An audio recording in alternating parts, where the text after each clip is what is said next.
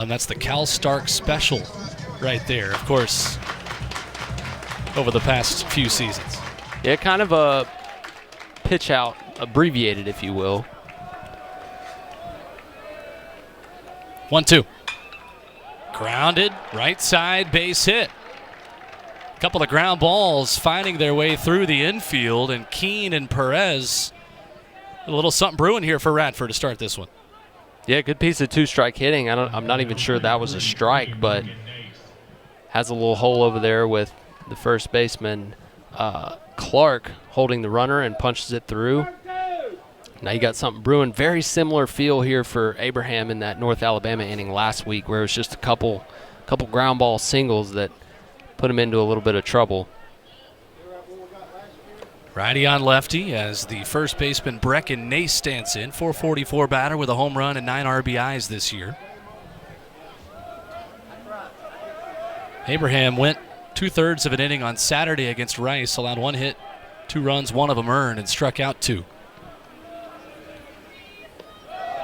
And that one misses. Nace quickly ahead 2-0.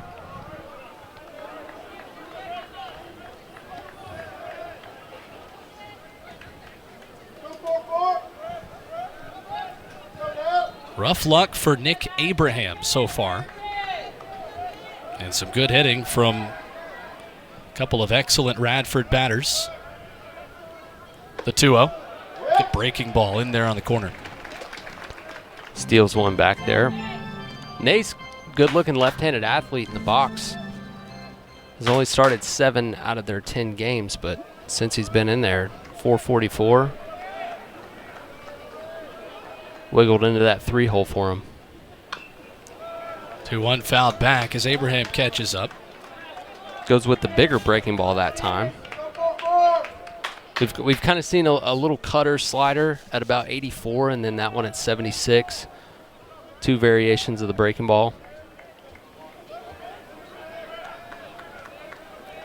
Infield looking for a double play here for the 2-2. Fouled back again as Nace stays alive. I think he went change up there. You know, that's one of the things with the pitch comm is when you used to watch a game, you've got the view to the catcher. So if somebody's not on second, you can see what the pitch is. Now you're kind of having to play a little guessing game until they throw it, which is always fun. Might think about busting them in right here, but doesn't look like they're going to. We'll check on the runner again. This is a Radford team that will steal some bases. Perez has stolen 4 in 5 tries. Hunter Keene, 4 steals on all 4 of his attempts.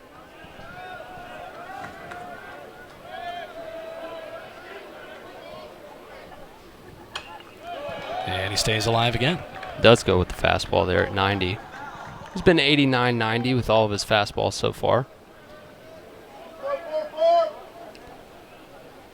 You know, sometimes the pickoff isn't even necessarily about trying to get the out, but rather just slow the game down, make the hitter stand in there a little bit longer. You see Frank Anderson do that a lot. Here comes the 2-2 again. That one misses low. And a full count. A little bit of pressure here on the freshman making his first career start at Nick Abraham. Trying to quiet the Highlanders here with a full count and 2 on, nobody out. 3-2. And he walked him. What an at-bat. So for Nick Abraham, just the first walk he has issued now in his 4th appearance. And they are loaded full of Highlanders now for the third baseman, James Ward, who's got 8 doubles this season. That leaves all big South hitters. Nowhere to put him. Here in the top of the first. And he misses away.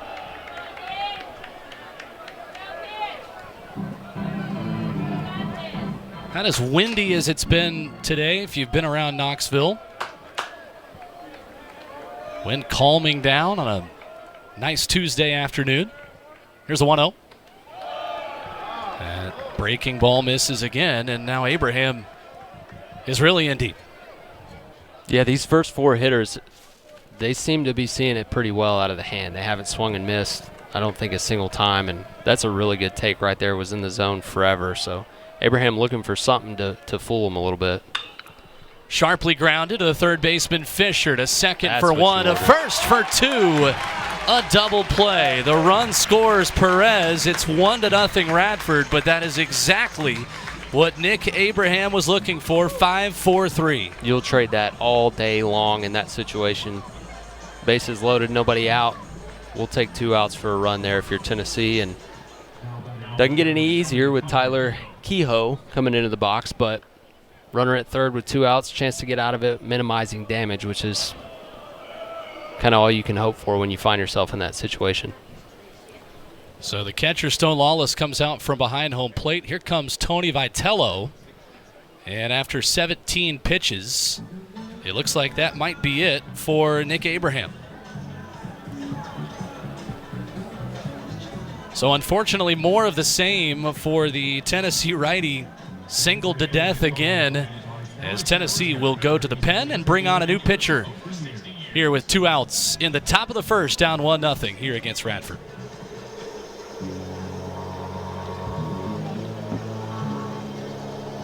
Pitcher, a lefty, and Michael Sharman, redshirt junior from Woodstock, Georgia, who comes into this game with the shortstop Hunter Keene standing on third. 4th appearance of the season, pitched a third of an inning on Saturday against Rice, allowing 1 hit and striking out another. Just faced those 2 batters and comes in here as the second Tennessee pitcher of the afternoon.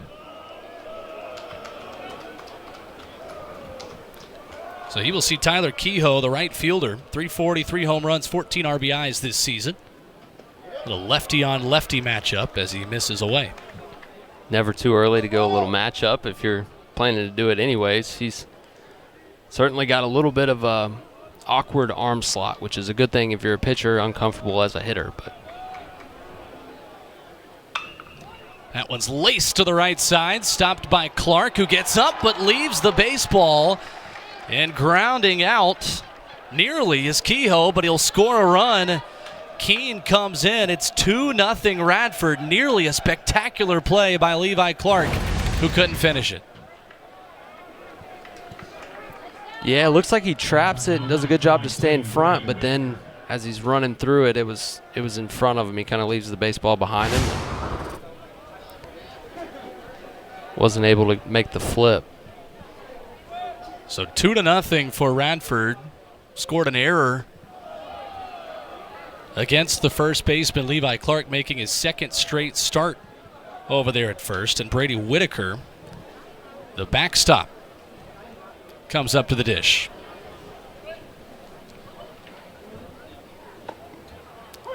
In there for a strike, good breaking ball.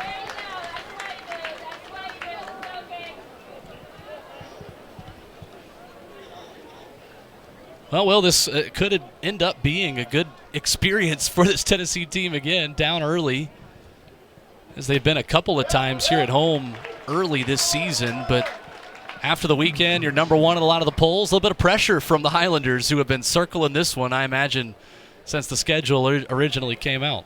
Absolutely. More than game Radford team, as we mentioned, but, an opportunity to play a competitive baseball game, which is what you want. Runner goes as Lawless throws down, and Tyler Kehoe is in there safely. That is his first steal of the season, the right fielder, putting another runner in scoring position here for Whitaker. Just went on first move there. Really, Lawless didn't have a chance. It was a really good jump. When you go on a lefty and you guess right like that, you're typically going to be safe.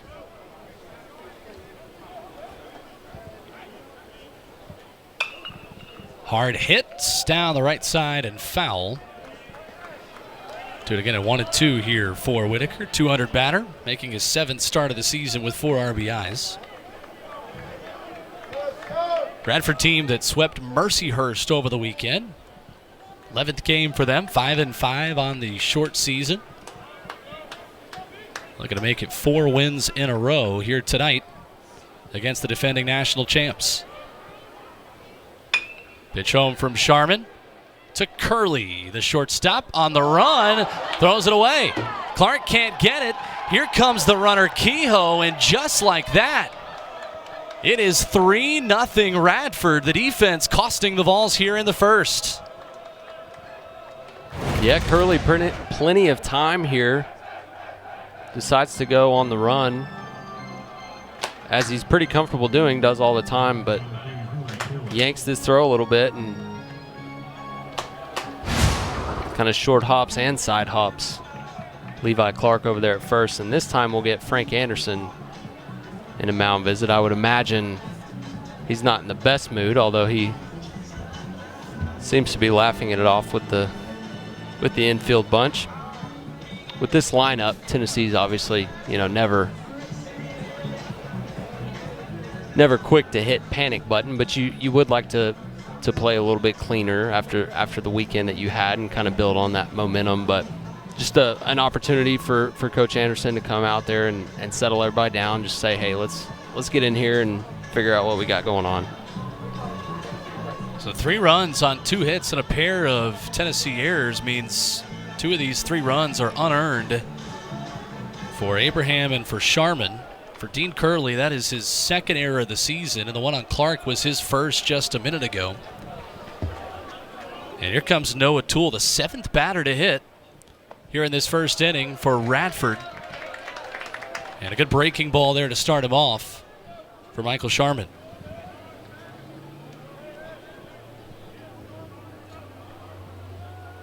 The 0-1. Fouled back. And clearly whatever Frank Anderson said worked here, at least early in the count, for the Tennessee lefty. Yeah, Sharman's done a good job of being ahead. The ball hit to Clark was well hit, but it was a grounder, and then that last one was very weak contact. Runner goes, grounded back to Curley. Another chance for the Tennessee shortstop, right to Clark at first in time, and that will retire the side. But 2 Tennessee errors and a couple of Radford base hits give the Highlanders the early lead. It's Radford 3 and Tennessee coming up here in the first.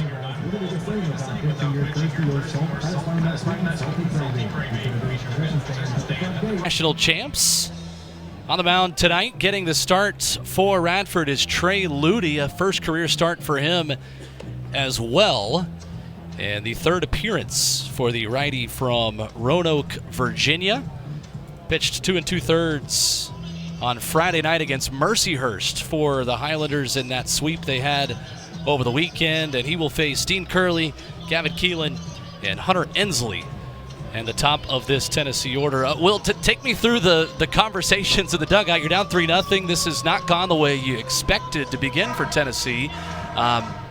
What is it like in that dugout right now? Probably not a whole lot of talking, just a couple pick-me-ups. Hey, we're good. Let's punch back right here. And it's the first inning. It's funny how baseball works. You play so clean over the weekend. It's a heightened environment. You're in a big league park. You win 3 games in fairly dominant fashion, and then you're back home, and it's kind of a letdown spot a little bit. So it's easy to see how that happens. These are kids still. They're young men, but and that none of that may have actually played into it at all. It may have just been circumstantial, but that's part of the game, and the other part of the game is responding when something like that happens. So it's kind of ironic that Dean is the first one up, and certainly wants to make up for it as best he can. Dean Curley, the Tennessee shortstop, leading off. Gavin Keelan and Hunter Ensley 2 and 3, like we mentioned, as Trey Ludy gives him a fastball, and Curley sends this into the Tennessee night sky over the center field fence. And just like that, Tennessee on the board, a leadoff bomb from their shortstop.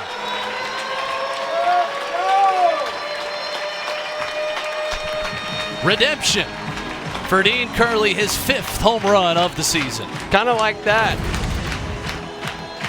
That's how you respond. That was a missile. I don't think that ever got that high off the ground. Just sneaks over that center field wall. That was stung really well. So a Tennessee lineup that comes into the night, 2nd in the NCAA in home runs, has already added to their total this evening. And here comes the man who is red hot SEC Player of the Week, a National Player of the Week over the weekend, Gavin Keelan. Count even at 1-1. What this guy did over the weekend, Will, in Houston, one of the great weekends a Tennessee hitter has had in quite some time. Yeah, he had a pretty good season this weekend, didn't he?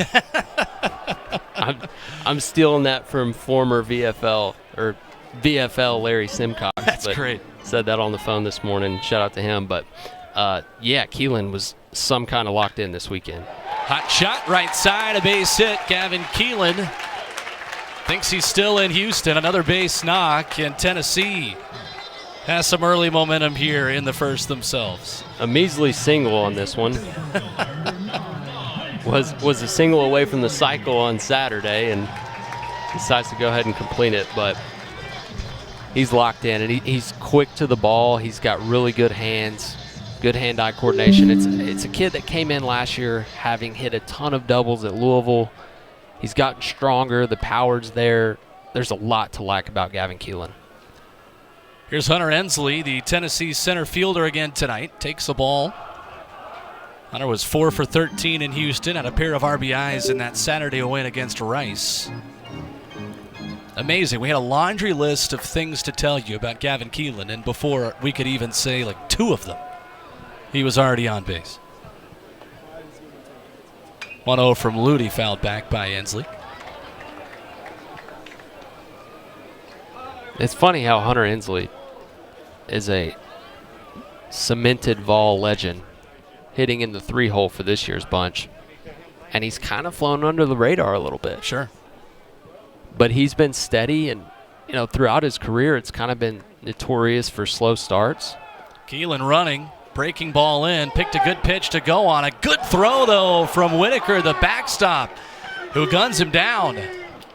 I don't know if I believe that. Would be the first time Keelan's been caught stealing all year if this stands.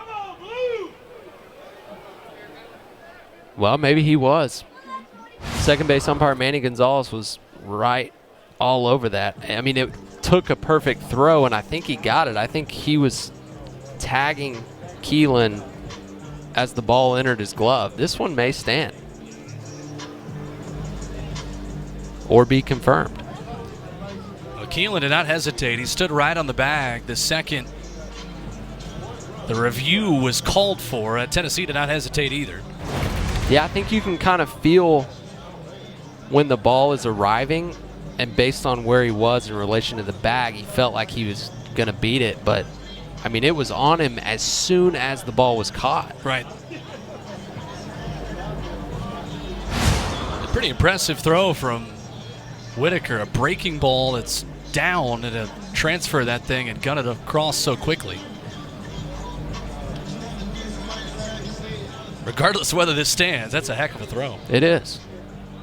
But going back to Ensley, it's kind of flown under the radar a little bit with some of the numbers you've seen from other guys.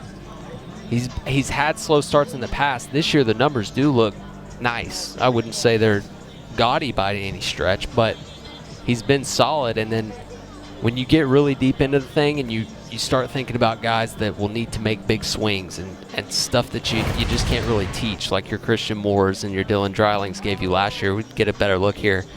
From that angle, it looks like he's safe, because I thought from the other angle he clipped the arm, but I don't think he got the arm. Yes, that left hand gets in there about... I don't think he's touching him quite yet. Yeah, I think you're right. Unless he grazed the arm as he caught the ball, because the tag comes kind of on the kidney area there, which at that point Keelan's hand had hit. I just don't know if they're going to be able to tell, which is kind of a cop-out, but... Would be the third steal in as many tries for the Louisville transfer if it does stand. For a Tennessee team that doesn't run a ton.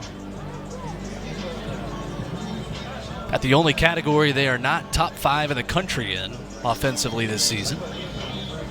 Yeah, stolen bases and sack bunts. Probably not. That's right. Probably not going to be the nation's leaders there. There's a Tennessee lineup that is third in the country in on-base percentage, second in home runs, fourth in total runs with 128, now 129. And first in slugging percentage. We get a verdict here from our umpires. And he is out. So the throw from Brady Whitaker stands up. Gavin Keelan is the first Tennessee out of the inning. So they go with stands. Third base umpire Brian DeBrouwer, excuse me. A little different than confirmed, but I think that's probably the right call considering what we saw. And that one could have gone either way. Here's Ludy's 2-1 at Ensley. Waves and misses, evens the count.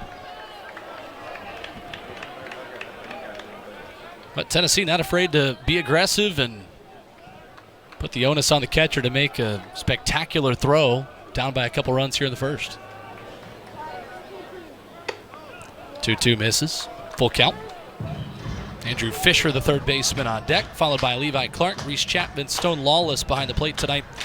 Cannon Peebles, the DH, and a start for Chris Newstrom, the left fielder tonight. Breaking ball in there for strike three. Got Ensley looking. First strikeout of the night for Trey Ludy in his first career start, and there's two away now for Andrew Fisher. Drops that one in there on 3-2. That's pretty sharp over the top. Kind of that 12-6 action breaking ball. Freezes Ensley right there. So Andrew Fisher next up for Tennessee at third base tonight. .267 batter. 2 home runs, 4 RBIs for the Ole Miss transfer. And that one catches a corner for a strike. One of those home runs being on Sunday against Arizona was a big swing at the time, and a guy who had 20 home runs last year, certainly. And this was launched. Right center. Kehoe going back. Goodbye. Another home run for Andrew Fisher. He's on a streak, a third of the season. And Tennessee gets 2 runs back here in the top of the first.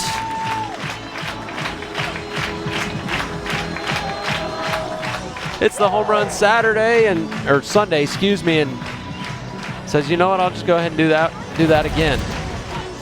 The wind has died down a little bit, but it was blowing directly in from that direction earlier today. As you can see the flags, there's not really a whole lot there, so ball's going to carry a little bit better, but that was a good swing. Stayed through that one, kind of middle away, but it's able to get the barrel out to it and take it right over the NCAA sign in right center. So that's a really big swing from Andrew Fisher.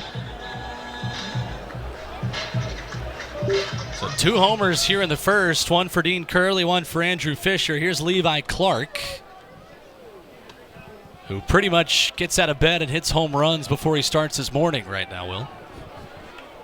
3 for 11, 2 homers, 3 RBIs in Houston. Making his 8th start and his 5th in a row. And he's ahead 2-0 here on Trey Ludy. Head coach Tony Vitello mentioned it over the weekend. He's starting to feel like some of these guys aren't even freshmen anymore. And Levi Clark is certainly one of them. And you can see the approach and the calmness that he has in the box. And being such a strong kid, he's under control. Some of the things that have led to the success that he's had this early. But he's got a good base. Big cut there. Swing and a miss, 2-2. As I say, he's under control. He unloads on that one, but that's an advantage count. So get your swing off, young man. 2-2 to the freshman. Right back where it came from. Diving stop by Keene to his knees. Throw not in time, but what an effort by the Radford shortstop, Hunter Keene, who gets a little round of applause, I think, himself from this Tennessee crowd. Clark on with a 2-out base knock, and Reese Chapman up next. I like this Keene kid. I didn't think he had a chance right here. And on such a high hop. Clark runs pretty well. He's not able to throw him out. He was also pretty deep into center field, but just to cut that ball off is a heck of a play. Lefty Reese Chapman, 11 games in the lineup, 11 games with a hit this season. As Ludy starts him off with a strike. And he has been on a tear to start the year. 389, couple of home runs, 11 RBIs in the 6th spot tonight playing right field. Clark faked like he was going to go for a moment, then comes on back. Whitaker with a watchful eye, 1-1. It's another one of those guys, Will, and Reese Chapman, who has broken into the lineup, was a big part of this lineup last season. As the 1-1 misses outside. But you go down the list of Tennessee players who have had to sit behind All-Americans before they got their chance to be a full-time everyday starter. And you think of guys like Trey Lipscomb, Reese Chapman looking to put his name in that book as well, and off to a great start this year. Yeah, he is, and he contributed last year. He kind of was in and out of that DH role, but sitting behind Kavares Tears, as you mentioned. And this season, he's done a really good job of going to all fields with the baseball in the batter's box, and has played a really solid right field. So he's kind of taken a strong hold on that right field position, and looks to be a middle of the order everyday guy. Ahead 3-1. That's a high fly ball to right. Kehoe drifting back, has room, makes the catch, and that will end the inning. 2 Tennessee runs on 4 hits. Home runs from Dean Curley and Andrew Fisher get the Vols within 1. After Nick Abraham recorded a pair of outs on a double play in that first inning. It'll be Eli Hudgens, Corbin Grantham, and the leadoff man, John Keanu Perez, here to lead off the second for the Highlanders. Interested to see, Will, tonight, the way the pitching goes for Tennessee, because you mentioned this is the first really 5-game week where you've got Radford tonight, you've got Xavier tomorrow, and then St. Bonaventure this upcoming weekend, and a really good dress rehearsal for what a busy week at SEC play will feel like for a lot of these guys and a lot of these freshmen who have firsts like Abraham's first start tonight. Yeah, it'll extend the bullpen a little bit, and you'll see guys that come in and throw the ball well, maybe get a little bit longer of a leash because you've got an extra game this week. So a real opportunity for guys who are trying to earn weekend opportunities to take the ball on today or tomorrow and show what they can do. Swing and a miss from Eli Hudgens, the DH tonight, making his 6th start. .455 batter to start the young season. Good change up there from Sharman. Good arm speed all the way through it. Kind of took off on him there. Get the swing and miss. Looks like they're going back to it. Breaking ball misses.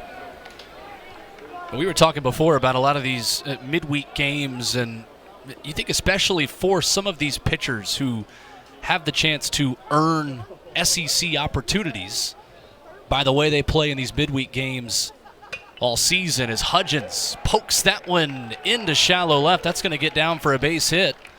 And for a second straight inning, Radford with not hard contact, but enough to get on base to start the frame. Put the ball in play, good things can happen. You're down in the count, but gets a second straight breaking ball and keeps the hands back long enough to punch it over Curley there. Good piece of hitting from Hudgens. Here's the center fielder, Corbin Grantham, 10th start of the season for him, a 1076 batter. Shows bunt, pulls it back, and watches a strike. Radford certainly seems like they're trying to force action on the base paths and offensively, and they've done a good job of executing so far tonight. But certainly going to try to put pressure on Tennessee's defense. Runner goes, swing and a miss. Throw from Lawless is late as Keelan keeps the tag on, but in there safely is Eli Hudgens. It's the second steal of the night for the Highlanders. Yeah, again, just going on first move, and Sharman with the big leg kick. Slide actually made it a little closer than it should have been, but I mean, Stone really no chance on that one either. Swing and a miss. Grantham punched out. First strikeout of the night for Tennessee pitching and Michael Sharman. That was his best fastball of the night right there. Gets it glove side. Really gets through that one. Had good backspin. 89 miles an hour as well. I think that might be the fastest one we've seen from Chapman so far. But you can see right there on the inner third of the plate, ties him up. So here's John Keanu Perez, the left fielder, who singled and scored in the first. Hard ground ball to the shortstop. Curley eats him up, and there's no throw. So a tough start defensively continues for Dean Curley in Tennessee. And that'll be ruled an error as Perez gets on for the third Tennessee error just in these first 2 innings. Yeah, that one a much tougher play. You got the runner coming across your face and ball's hit off the end of the bat, so it's got some weird spin. Kind of kicks away on him, but you never want to make any errors, but 2 in the first 2 innings. Tough pill to swallow. So Hunter Keene bunts this one back. It's a foul ball. 0-1. He singled and scored as well in that first inning. You said it, though. Radford just put the ball in play, and good things are happening right now, forcing Tennessee's defense to make plays. Absolutely. It's that time of night, too, where the sky's kind of weird. Some squirrely things can happen on defense. Check over the runner at first, Perez. Talking about the sky, I just mean the vision can kind of be weird. Right. You know, you may not pick it up as well off the bat, or if the ball's in the air, you get a late jump on it or whatnot.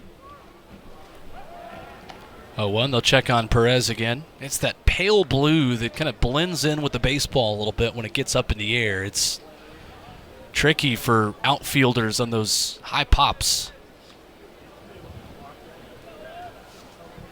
And Hudgens, who has a steal, is looking to come home as they bunt. First base side to Clark. Just one play to first with Keelan covering. It'll score the run as Hudgens comes in. A 2-run lead again for Radford. And a nice bunt there by the shortstop, Hunter Keene. It's good baseball right there, doing a job. Keene has the single in the first, makes a diving stop in the bottom half of the first, and then gets back up and gets a sac bunt RBI. Radford, for what we've seen so far, has been extremely clean, extremely, executing things on offense. A lot to like from this young bunch. So here's the first baseman, Brecken Nace.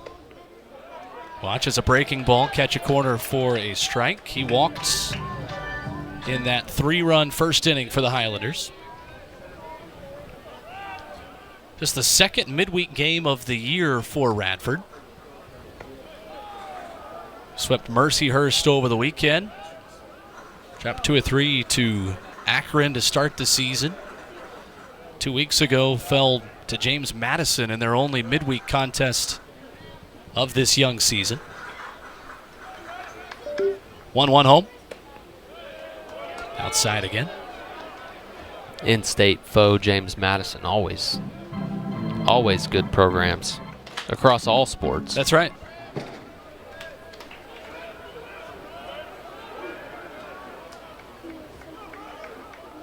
Two-one an ace.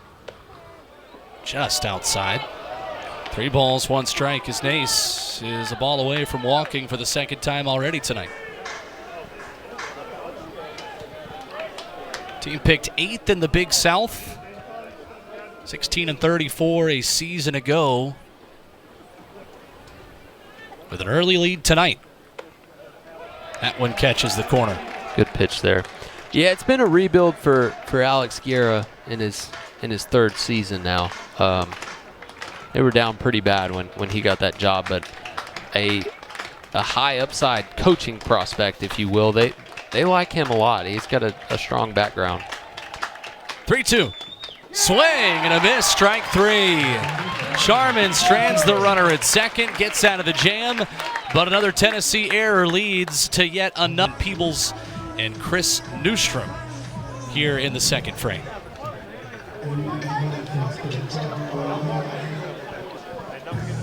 Spelled a little bit differently for Nick, but a good last name if you have aspirations of being a pitcher. That's exactly right. Stone Lawless will be next. 1 for 5 at an RBI double in Houston, where he had a chance to hit against Rice, making his 6th start of the season as he watches a breaking ball. The first from Pettit for a ball inside. Big opportunity for Stone Lawless. Started this season, and Kenan Peebles, who was banged up coming into the year. Another one of these guys, Will, who has earned an opportunity, who has sat behind some really good Tennessee players, and as a redshirt freshman, brings an experience that feels like he's been here longer.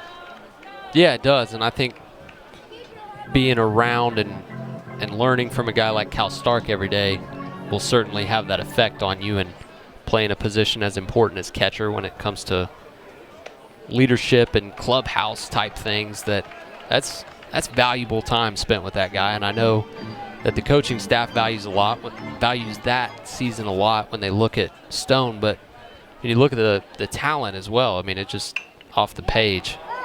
Slow ground ball to Ward at third. Got to make a tough throw, and he does. Trapped by an ace over there at first. 5-3 to put out as Lawless is retired.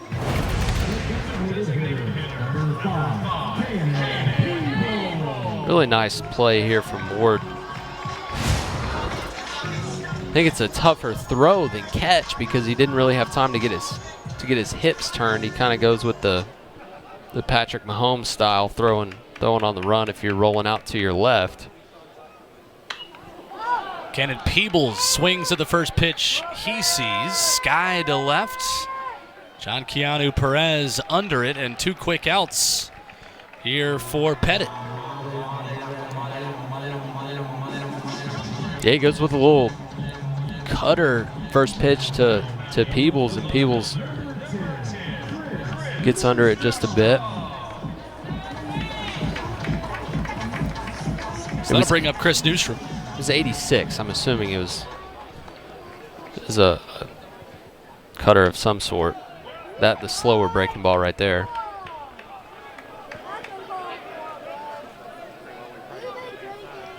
Newstrom, the left fielder.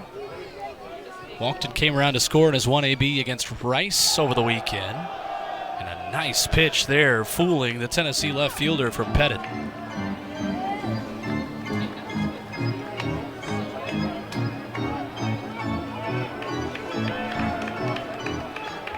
Newstrom still looking for his first homer of the season. Stays alive, fouls that one back. Started the first 2 games against Hofstra. Defensive sub of the Samford series as well. And again, a part of a Tennessee logjam of guys who can play in the outfield. Absolutely, but Newstrom is extremely athletic and a really high ceiling. I'm not 100% sure how much he'll be able to squeeze in this year, but a guy they really like and will certainly be a factor moving forward in the program. But you know, you get an opportunity on a Tuesday, you never know. But every time he's been in there, it's been good swings, good plays in the outfield. And you can see the frame. He runs well. It's just an athletic, off the bus looking baseball team. Yeah. And I mean, it really is. 0-2 home. Stayed alive again. All breaking balls here from Pettit so far to Newstrom. He's been out front, so kind of begs the question, okay, do you try to go with the heater and it's kind of already on that ball and force him to stay on it longer? Trying to get him to chase, couldn't get the corner, 1-2 to the Tennessee freshman from Phoenix, Arizona. I think he went right on right change right there. Pettit not scared to throw anything. This Radford team has been unafraid, no doubt about it, to start this one. That's waved and fouled on the left-hand side. And we'll do it again.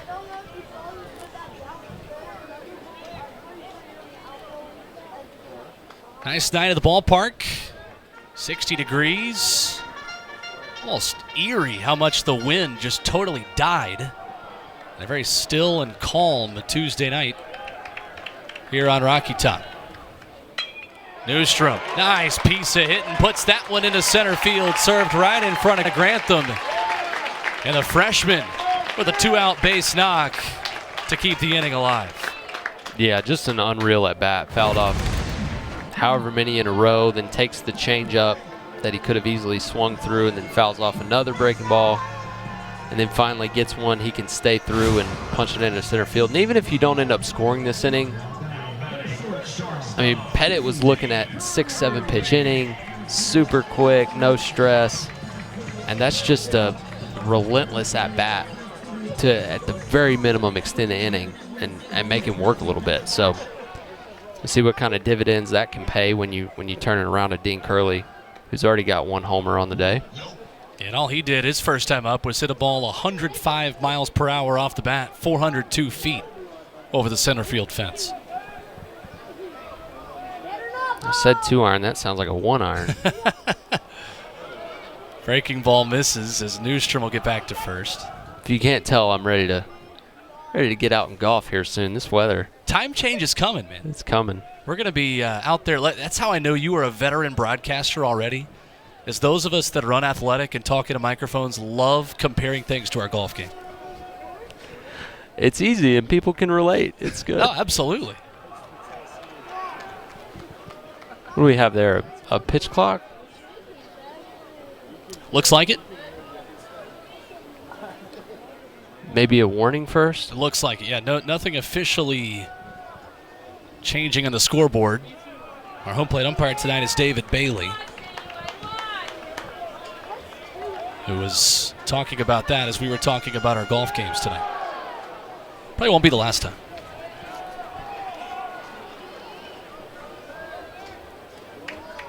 Two-0, runner going, swing and a miss, throw down to second, and Newstrom in there, throw gets away.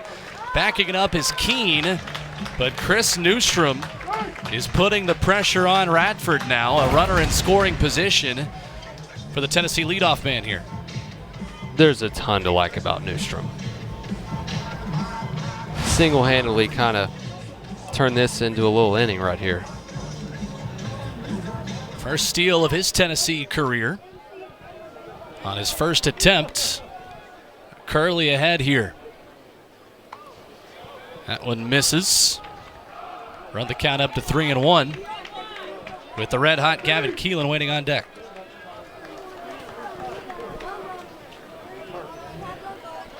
And you could have Andy Pettit up there in his prime. I don't think he'd want to pitch to Keelan right now either. 3-1. Swung on and lifted in the center. Grantham started in, now tracks back and makes the chin-high catch. Allowed out from Curley will end the inning. No runs, one hit, one left. We have played two from Knoxville. And the Radford Highlanders continue to lace ball here on Rocky Top. Incredible the way this sport works, Will, because Tennessee goes to Houston. It faces what it felt like was a simulation of an SEC series. They outscore opponents 23-6 over those 3 games, and they've allowed 4 runs to Radford here tonight over the first 2 innings tonight. Yeah, they have, and they've helped Radford out a lot, but Radford's done a good job of executing when they've had those opportunities, scored one of them on a sac bunt, and have just put the ball in play. They've kind of refused to strike out, and a couple seeing eye singles, a couple bloops here and there, and they've done a really good job on the base paths. So a little bit of a small ball approach, but they're making it work, and they're putting pressure on them. James Ward grounded into a double play his first time up. Watches a pitch inside. What have you liked from Michael Sharman so far as he continues here on the mound? Well, he's just kept throwing it in the zone. Whether there's been an error or a single, he just keeps throwing strikes. And that's kind of all you really need to do is come in and steady the tide here. And I think they've rewarded him by sending him back out for the second time now because he's just not really worried about what's going on behind him. He's just doing his job and on to the next pitch. That one fouled back here towards us.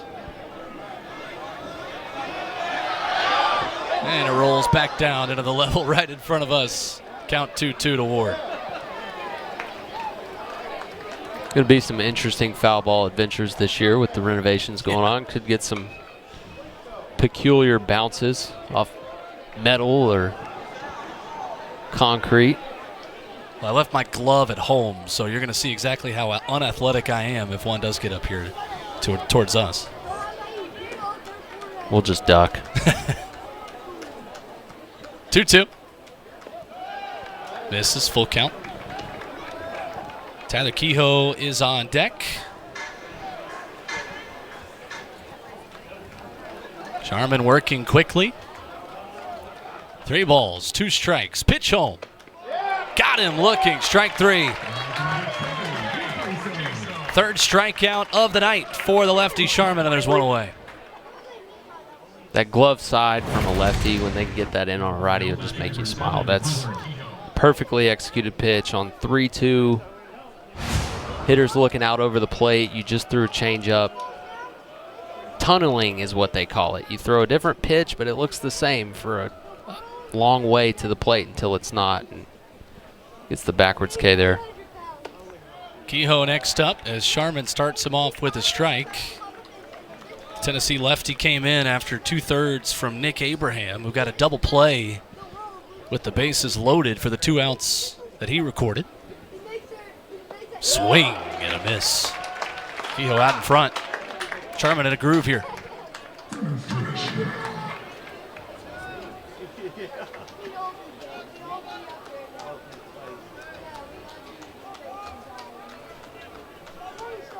Tennessee lefty ahead, 0-2.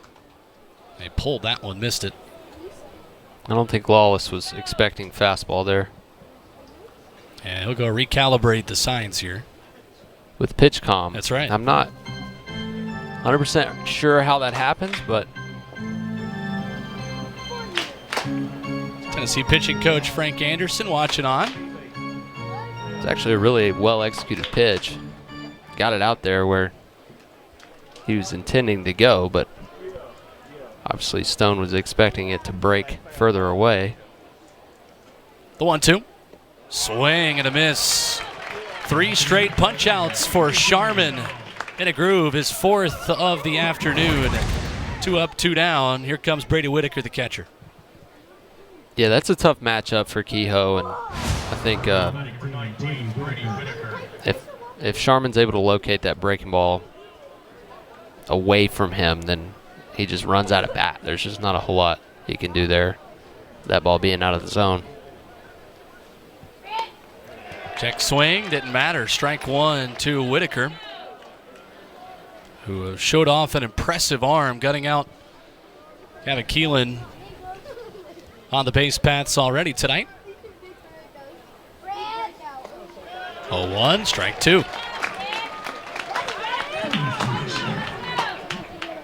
Tennessee looking for its first clean inning on the mound and defensively, with the heart of their order coming up.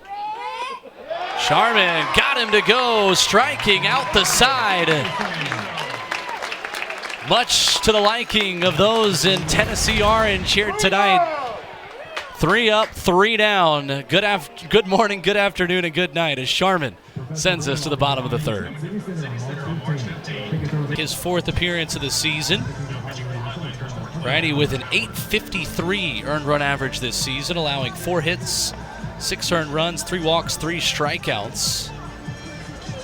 Had a clean couple of innings on Sunday against Mercyhurst. Pitched 2 innings of no-hit ball, struck out 1. That ERA inflated after giving up 6 runs on opening day to Akron, as he comes in here replacing Nick Pettit, who had a mostly clean inning there in the 2nd. Gavin Keelan, Hunter Ensley, and Andrew Fisher due up as Tennessee looks to get some runs here. I've been impressed with both guys from Radford, able to locate multiple pitches for strikes. Not anything overpowering stuff-wise, but guys that have pitched and compete. Howard, a freshman from Greenville, South Carolina, They've been finishing up high school baseball last year as Tennessee won the national championship. Fast forward a year, and here you are playing the defending champs. Thrown right into it. Yeah, absolutely. He singled and was caught stealing back in the first. One of the hottest hitters in baseball.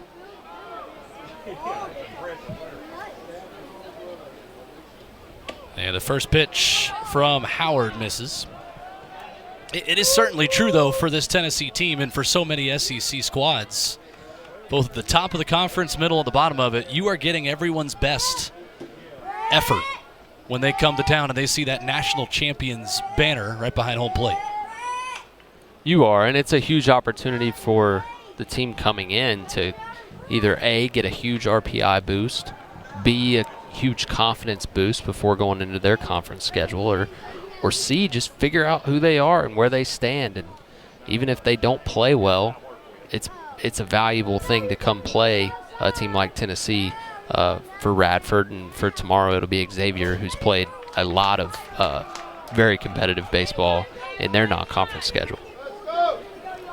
2 balls, 1 strike to Keelan, the second baseman tonight. 10 for his last 16. Going back to the start of the weekend in Houston. Here's a 2-1.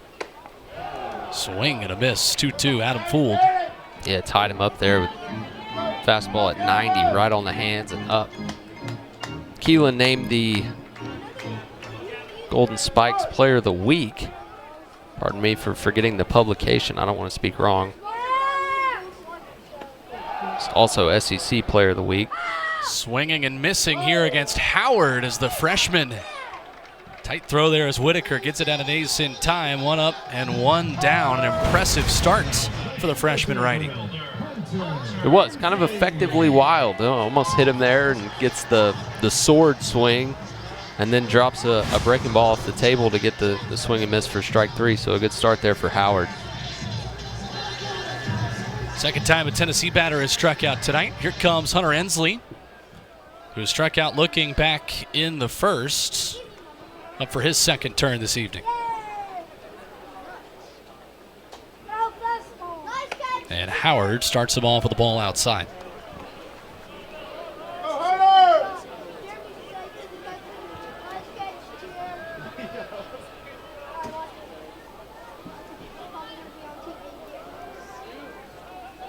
One 0 offering. That one misses. You talk about Hunter Ensley in the first inning when he was up the last time and how he's kind of flown under the radar with a lot of the newcomers. It is amazing. I mean, he's got a spike print on the wall in Omaha forever.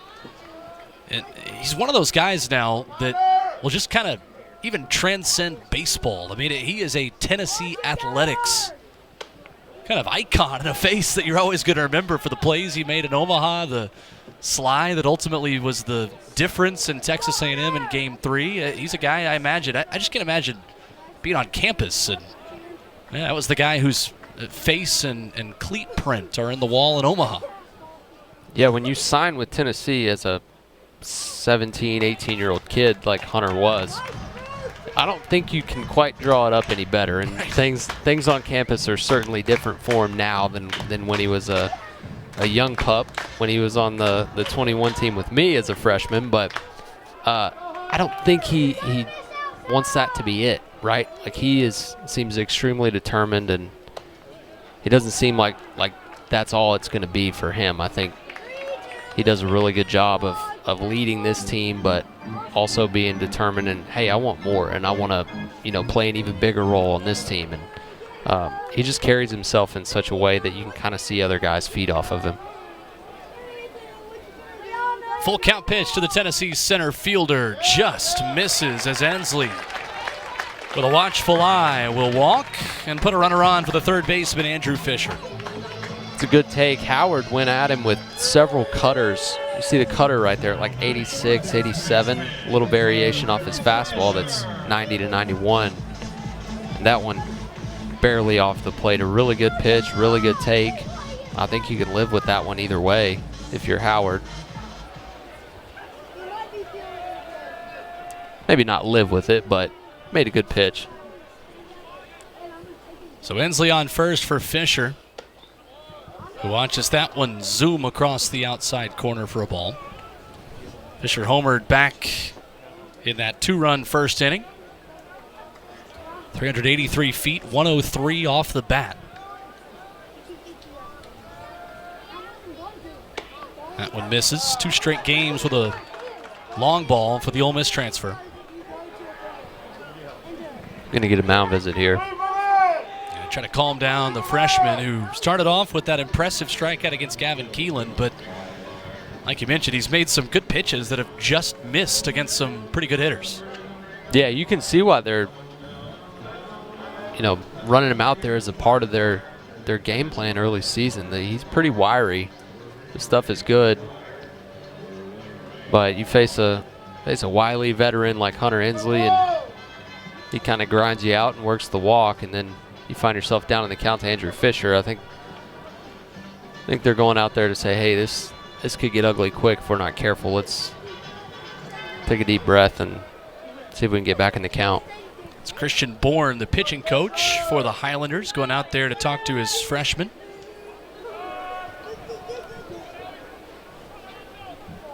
See what the conversation was like and what the plan is now for Fisher. Swings a big bat.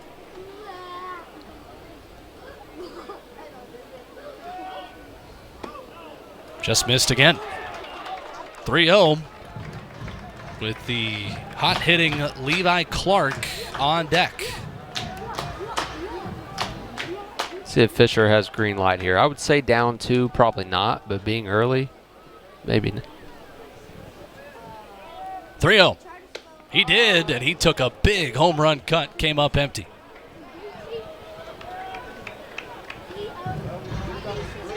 Andrew Fisher does not take a lot of cheap swings, does he?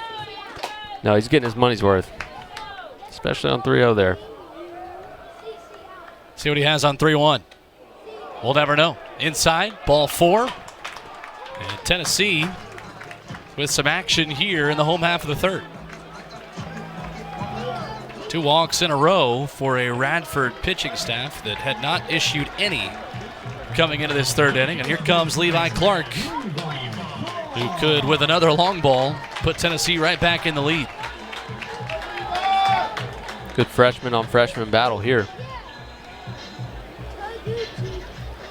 Clark singled back in the first. Was stranded there as Howard looks for a double play against his fellow freshman. He thought about it, but thought better of swinging at that one. Upstairs, 1-0. Yeah, I thought Whitaker may have gave up on that a little bit. He sticks that thing. He might get the strike there. I mean, it was upper part of the zone for sure, but.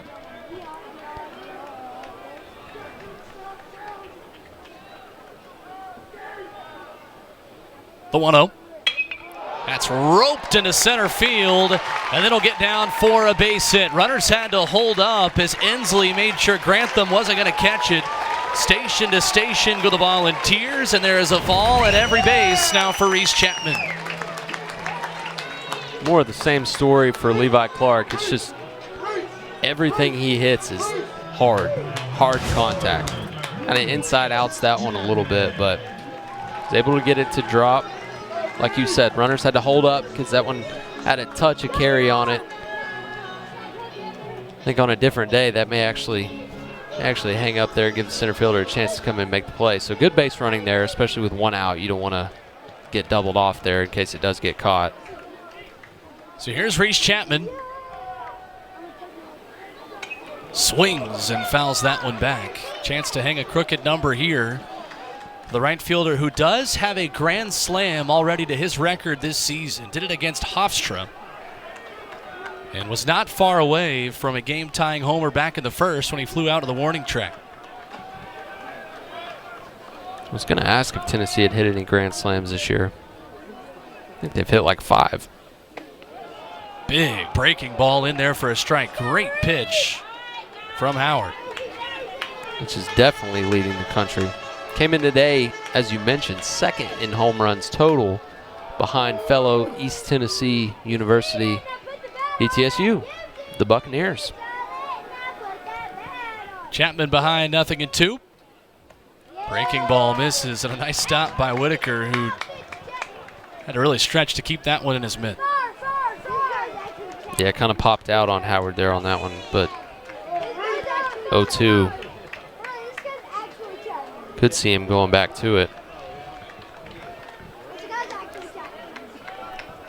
Ensley at third, Fisher at second, Clark at first. The 1-2. He swings, and this one is high to right field. Reese Chapman with light tower power, his second grand slam here in Knoxville this year. And just like that, Tennessee leads again. Well, we talked about golf earlier. How's a 9-iron sound for you? It's a change up down and gets in his legs off the light pole. 6-4 balls. Well, when they say light tower power, I think hitting the light tower counts as that. As Chapman changes this ball game, his third homer of the season. 2 of them are grand slams. And here's Stone Lawless. Now Mr. Hunter Howard has got to really settle in and dig deep, because this Tennessee lineup at 7, 8, and 9 has still got some major pop.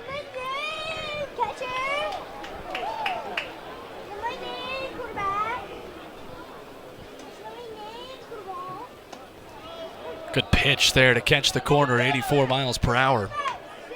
That's a 1-2 count on Chapman.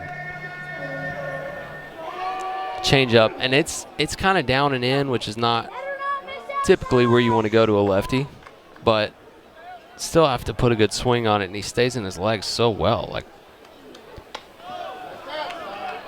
could have easily swung through that one or rolled it over to the first baseman or popped it up if he pulled off, but pretty textbook swing there, and in that situation, it's a big time swing. 2-1. That one bounces up there.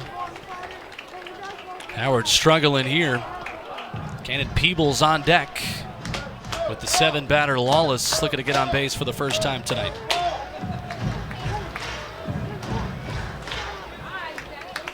Lawless and Peebles, the only 2 Tennessee batters who have not been on base already this evening. As he fouls this one back, full count. Nice battle back by Hunter Howard.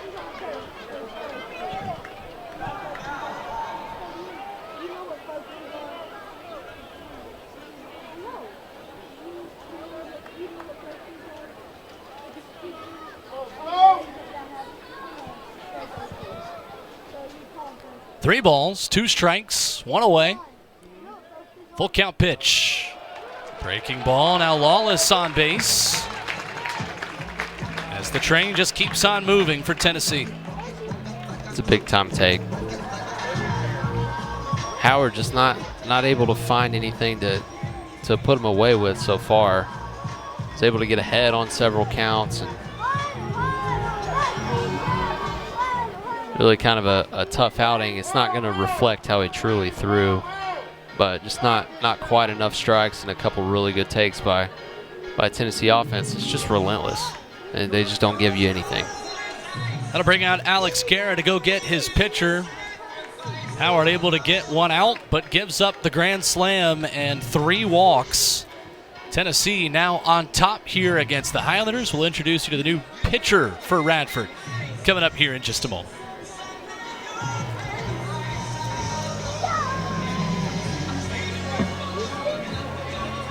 Against Quinnipiac, retired both batters he faced. Allowed a couple of earned runs in 2 of his 4 outings, as the junior will come in to face Cannon Peebles, the Tennessee designated hitter, the only ball that has not been on base so far tonight. Peebles, Newstrom, and Curley here with 1 out in the home half of the third. So Tennessee, again, with a grand slam in this inning, their 5th already, will have Flynn of the season. They hit 12 last season. That's tied for second most in a season in NCAA history. That's the SEC record. The NCAA record for grand slams in a season is 14, hit in 2003.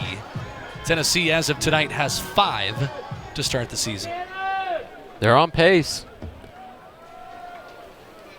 Can't ever hit a grand slam without having bases loaded. So that's right. They do a really good job of drawing walks and extending innings. And if you hit with enough times with the bases loaded, then you'll eventually have more grand slams. So they've obviously seemed to like that recipe of get them on and then get a big swing to get them in. So 1 ball, 1 strike, and 1 away here to Peebles. Give a hat tip to our research department. That's Knoxville News Sentinel's Mike Wilson, who had those numbers as Peebles watches the ball. Trey Way listed as a utility. Looks like a two-way type player. Good athlete, could play multiple positions in the field and hit. It's only served as a pitcher so far this year. 2-1 fouled back. You would know a thing or two about being a two-way player. No, I wouldn't. As a pitcher and a hitter at the University of Tennessee. I am told you are introduced as that from time to time, as two-way Tennessee baseball player, Will Heffley. Yeah, it's more of a joke. 2-2. That one bounces up there, and Lawless will race on down to second as Whitaker couldn't trap it. Now, Peebles will have an opportunity, the runner in scoring position. Now, I have a lot of respect for anybody that does the two-way gig. Sharp is a Tennessee left-handed pitcher and also hits through really well this weekend. He does some two-waying. Drew Gilbert comes to mind.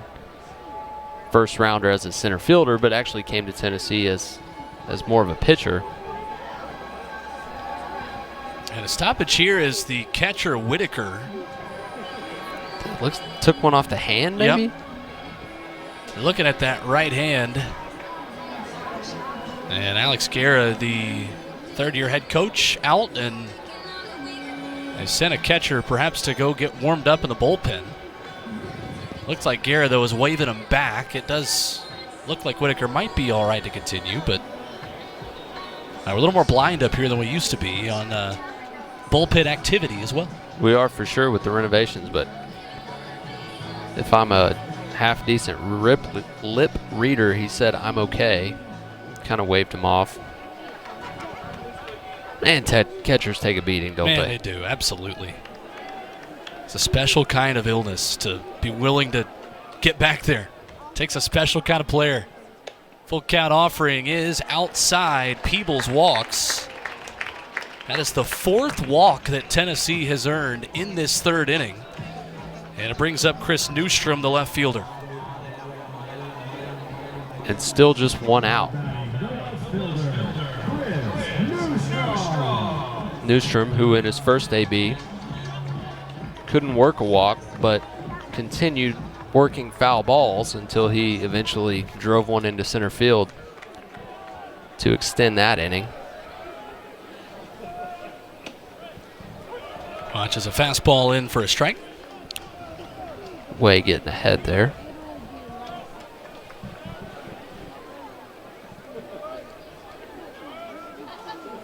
Newstrom, the 8th Tennessee batter to hit in this 3rd inning.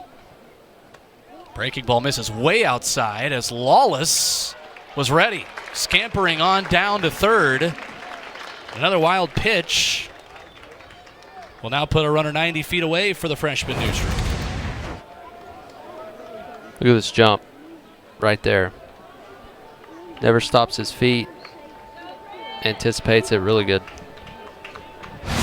It's an athletic catcher. As Newstrom watches another ball. Really impressive just how disciplined Tennessee has been this year at the plate. You think of Tennessee hitting, you think of the home runs, you think of the incredible light tower power. Tennessee's worked 92 walks coming into this game. as Newstrom watches the ball on the inside. That's 7th in the NCAA, 3rd in the SEC coming in tonight. Yeah, for me, it really comes down to guys not willing to give away at bats, and it's so hard to get into the Tennessee lineup that anytime you're in there, you've got to fight in there tooth and nail.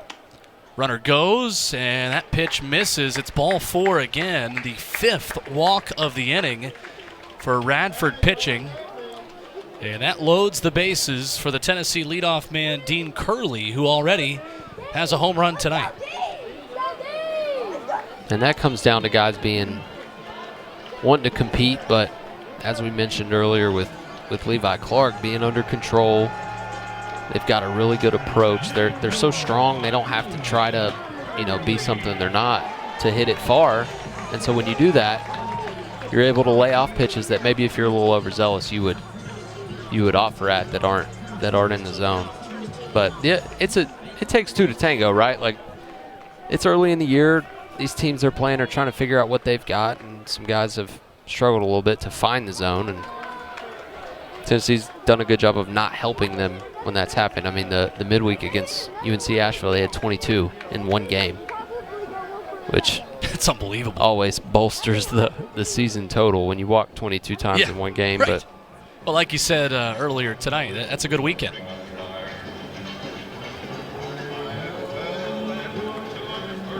So the shortstop, Keene, comes in to just have a word with his pitcher, Trey Way. Yeah, right now, I mean, you look at it, it's just a 2-run game.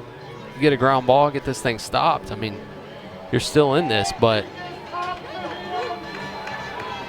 here comes Alex Guerra. You turn the lineup over with Curley and Keelan, and you could be staring at a much bigger deficit in a hurry. So Way is the 4th pitcher to throw for Radford tonight.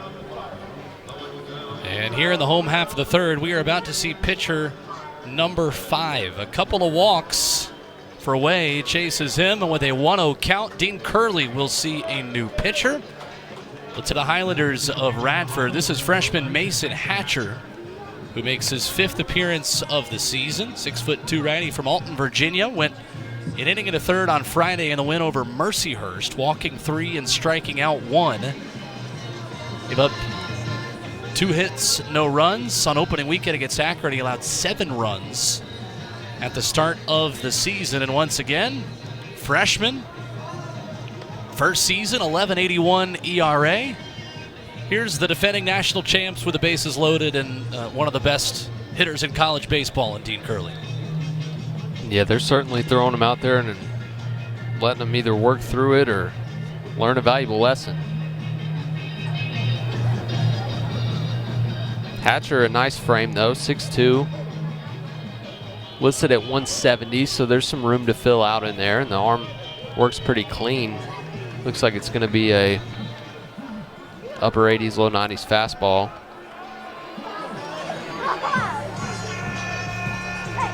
The lanky righty inherits a 1-0 count with Lawless at 3rd, Peebles at 2nd, and Newstrom at 1st. And the 1-0 pitch is a breaking ball, 77 miles per hour on the radar gun, in there for a ball. If you're Radford right here, you'll trade it out for a run. You just want to get something in the air, or be sure of one if you get a ground ball. 2-0 inside. 3 balls, no strikes. It got to be tricky as a pitcher as well. You come in and typically this would just be 2-0, but now you're 1 ball away on just your 3rd pitch from a run scoring.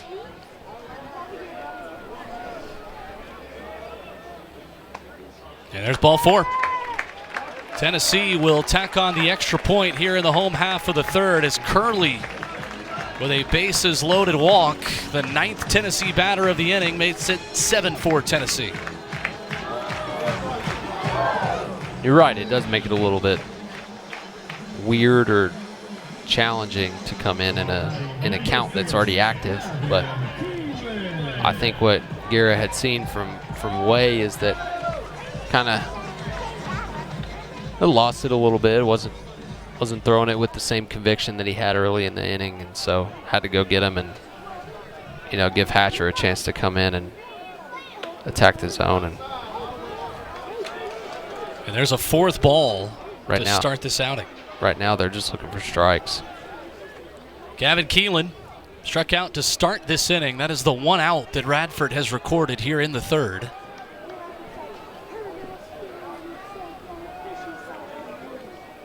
The 1-0 outside.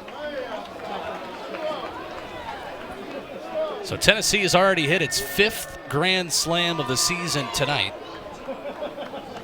It hit 12 all of last season. It can get halfway to that number with one swing of the bat from Gavin Keelan right here.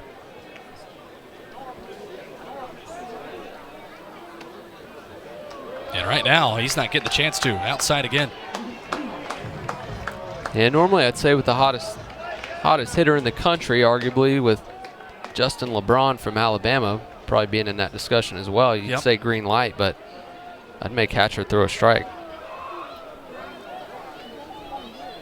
3-0. There's one. Yeah, he was taken all the way there. We've seen Andrew Fisher with a 3-ball green light tonight. That's trickier, though, when 6 walks have already been recorded in the inning. No doubt. The 3-1. Swing and a foul back, left-hand side. Runs the count full. See a look at a great crowd here on hand at Rocky Top as well. Much of this Tennessee offense come to life in a 5-run third inning so far. 3 balls, 2 strikes. Fouled back, we'll do it again.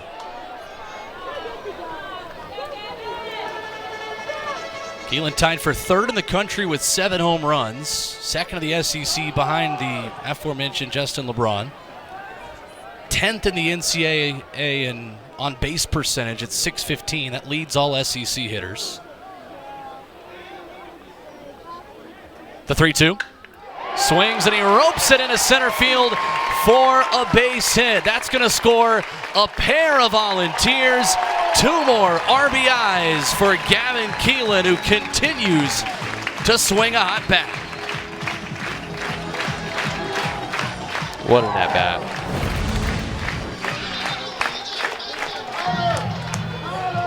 Whistled it over the pitcher, Hatcher. It didn't leave the park, but that'll do just fine to make it a 5-run Tennessee lead.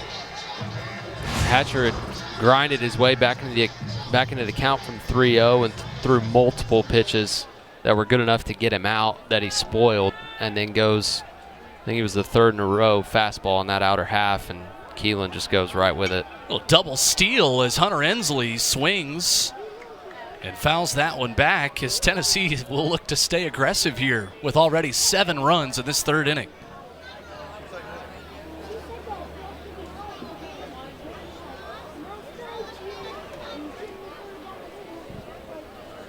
So Peebles and Newstrom come around to score.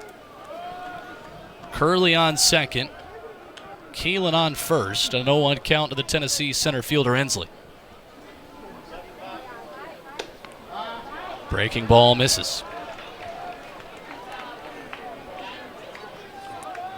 Incredible how the mood of this game changed from 3 Tennessee errors, allowing 3 unearned runs for their pitchers, down 4-2, and now up 9-4 as Ensley was fooled there, 1-2. Yeah, it's usually the team that plays the cleanest usually wins, and when you talk about clean, that's errors and walks. And Tennessee certainly gave Radford a little bit of help with the 3 errors, but I would argue that 6-7 walks in 1 inning would outweigh the 3 errors at some point. So double steal again, swing, no swing from Ensley, watches it go by, and on the transfer, Whitaker couldn't corral it. Stolen bases for Curley and Keelan, put runners on 2nd and 3rd now for Ensley. Yeah, it looked like Whitaker was going to go to 2nd on this one. I don't think he had a play at either base. Keelan got a really good jump that time as well, kind of just going off Curley. 2-2 to Ensley. Breaking ball lifted in the air, a pop fly for Toole, who scampers back, couple steps into the green, and Ensley pops out for the second out of the inning.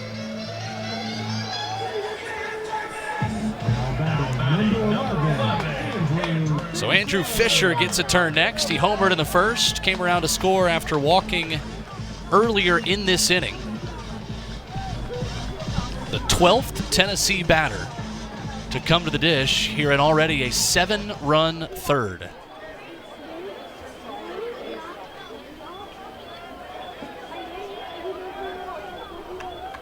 Mason Hatcher, the righty, done a really nice job just calming things down a little bit here in an impossible situation for Radford. Yeah, a little bit, and he comes in the game and throws 6 straight balls, and not particularly close, but looked like he's settled in at least a little bit to get the thing over the zone, and fastball's got some life on it. The first 2 to Fisher have been 91 and 90, and he's painted that outer half. Big cut there from Fisher, who was aiming for that white pickup truck. He about hit on the fly back in the first inning in right center. 0-2, swing and a miss, strike 3. So Hatcher gets the strikeout, the second of the inning for Radford, but there was a lot of time between those 2 punch-outs. 7 runs for Tennessee in the home half of the third inning. The Vols change a 2-run deficit to a 5-run lead after back in that third inning. As a pitcher, obviously, you like 7 runs of support, but what do you think the last, half hour, 20 minutes was like for Sharman as he watched that offensive explosion? Kind of a blessing and a curse. I think the hardest part about that is the 2 pitching changes that you saw go on. You'll take the 7 runs, but right.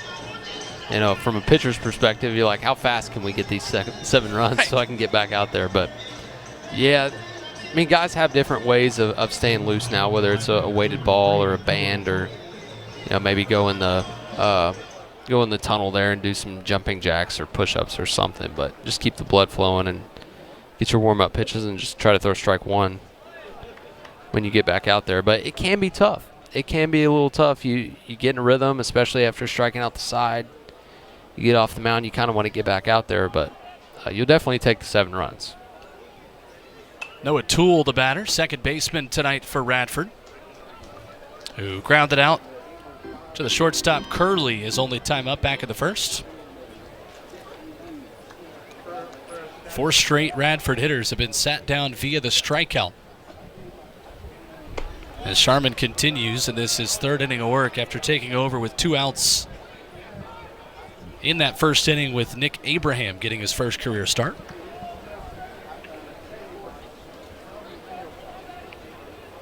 2-1. That's chopped to Curley. Charging, throwing, safe. And a nice effort by Noah Toole, who was hustling down the line. Curley with a nice throw, just not quite in time. Yeah, I don't think he had him anyways, but it did pull Clark off the bag.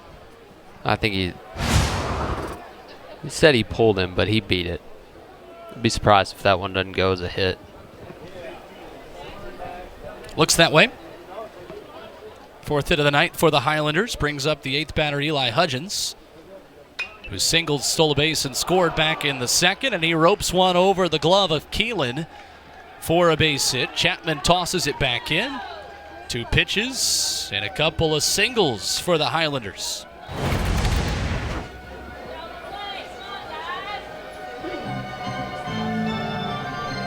A nice piece of hitting there from the DH Hudgens. He's got a couple of base knocks tonight. 9th batter Corbin Grantham next. He struck out back in the second. Yeah, Hutchins has swung the bat well. Stayed on 2. That one was a textbook piece of hitting. Line drive over the second baseman. Little double steal as Lawless will go to third. Fisher tries to apply the tag, but it's not in time. Aggressive, the Highlanders, with a couple of steals, put runners in scoring position.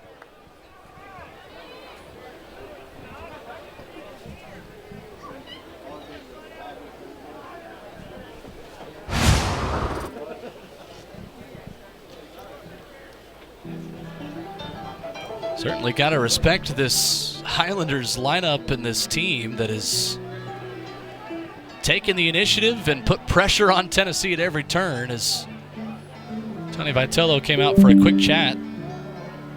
Now Tennessee will call time.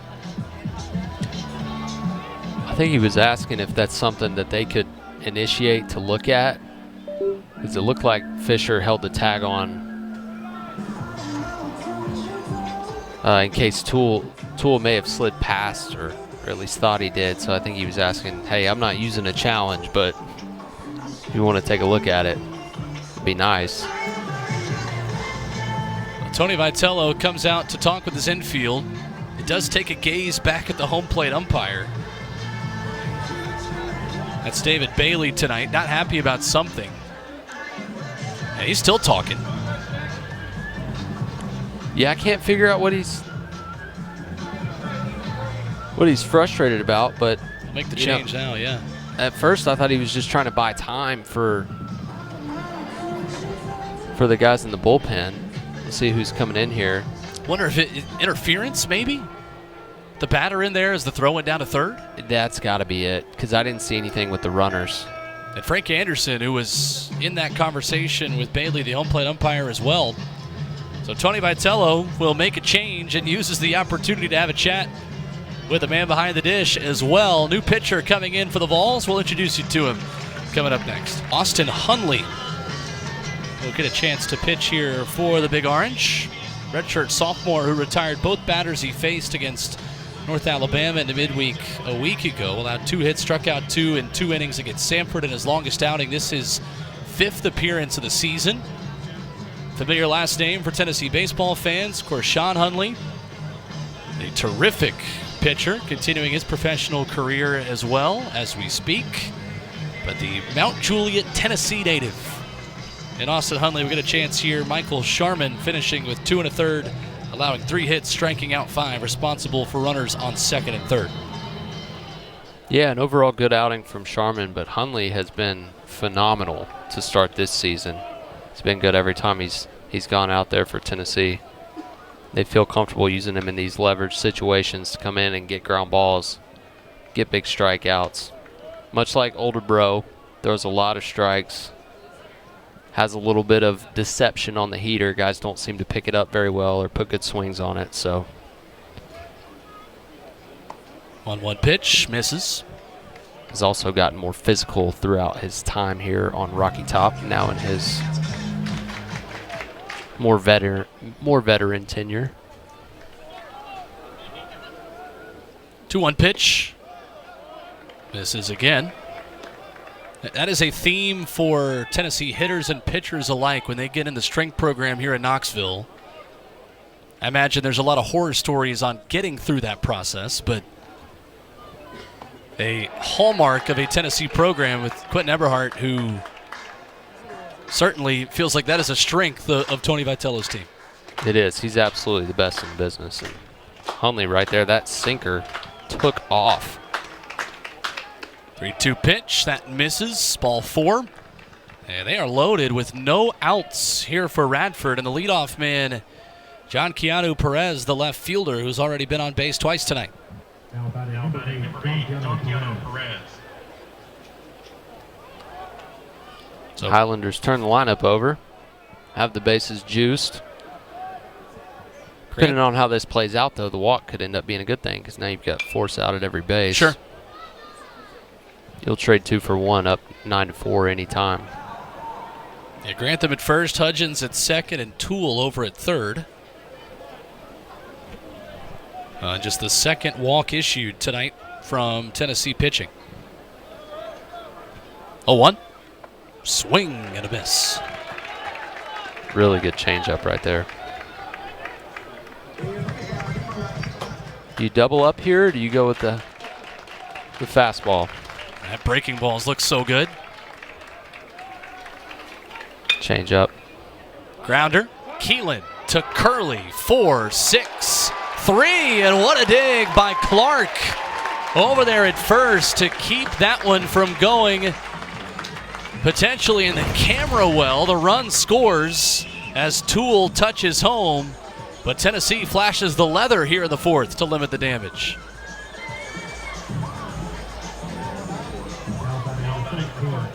That's a great pick by Levi Clark. Wasn't able to come up with one earlier, but that one just as tough. Makes the adjustment, makes that play. So Hudgens gets down to third. Toole comes in to score. Here's Keene, the second place batter, as he laces this one into the corner and right. Down there for a base hit.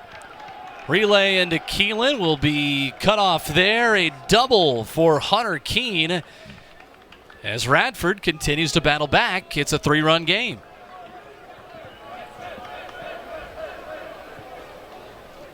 Keene smokes this one. All the Radford hitters have done a really good job of going with the pitch, going the other way. On this one, he smokes it down the line, is able to keep it fair. 2-out RBI and put himself in scoring position. Brecken Nace lifts this one to center.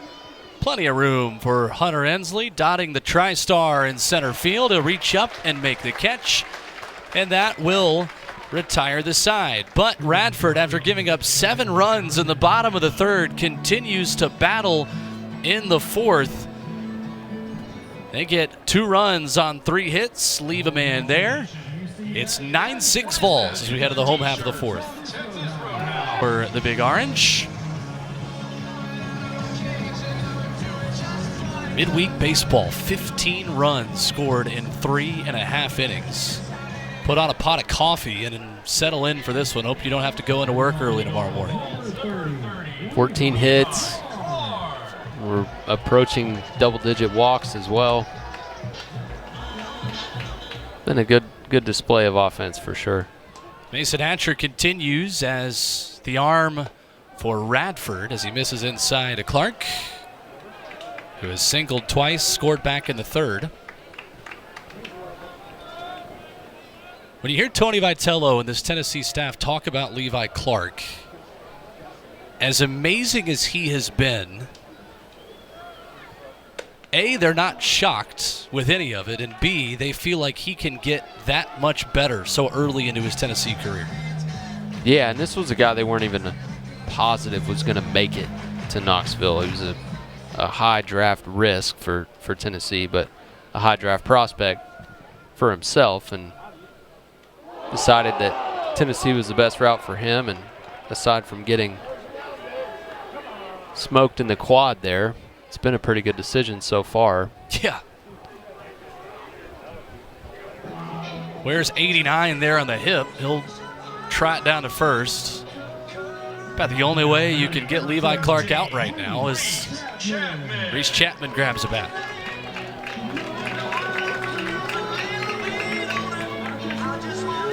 Yeah, Levi Clark, number 3 in the country in slugging percentage. Gavin Keelan, second, by the way, in that category. Flashed the leather there in that last frame over at first, making his second start in his young college career defensively. Playing first, that shifted Andrew Fisher to DH on Saturday. Yeah, I think in the next few years he'll work in there at catcher some. And 1-0, big cut by Chapman. If you're Tennessee, you like what you've got for the future when thinking of Stone Lawless, who's catching tonight, and Levi Clark, who's a freshman. Both very gifted offensively and defensively. They have the tools, and they'll come along. And you like what you've got there this year at Peebles. I'm just talking about how kind of Levi Clark fits in moving forward this year. I think first base, maybe left field, and certainly DH is always an option, because I think Tennessee has correctly decided right away that, hey, this isn't a bat we can afford to leave out of the lineup too often. 2-1.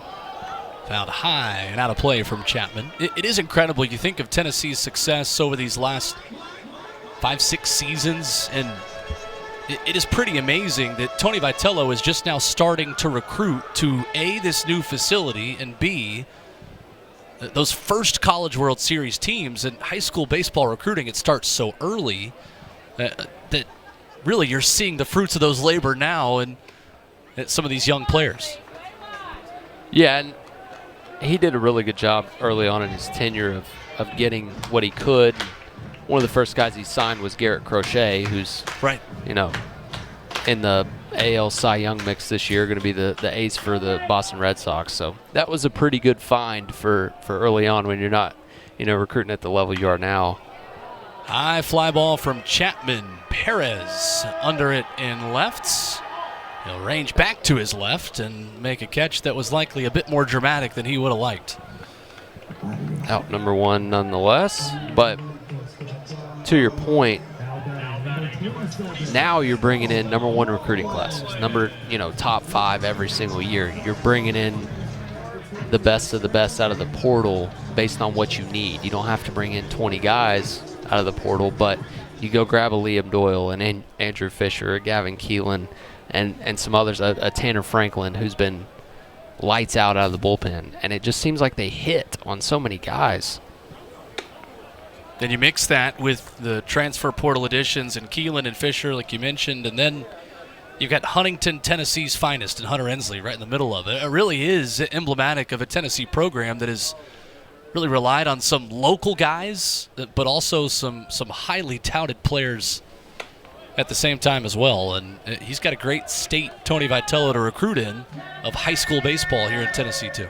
He does, and you've got to take care of your state first. And Tennessee, I'd argue, is extremely underrated in terms of the talent at the high school ranks and the summer ball programs and all that. And obviously you've got, just off the plate there, breaking ball, you've got Atlanta, which is a hotbed for Tennessee, or for high school baseball, just down the road. So it's easy for guys from around here to go play that competition and get better. But the Nashville area, the Knoxville area, even Upper East Tennessee, out in Memphis, like there's players all over the place. I'm not sure where that one missed. I'm not either. But you got to take care of that first. And since he's been here, he started winning some battles over Vandy. He started winning some battles over Georgia for some of the highly touted Georgia kids. And there's a lot surrounding Tennessee. It's kind of in the middle of the Southeastern Conference, which is Stone Lawless gets under one to left, high up there for Perez to deal with as he makes the catch, and 2 are retired. 2 in a row to Perez. That one a little more comfortable.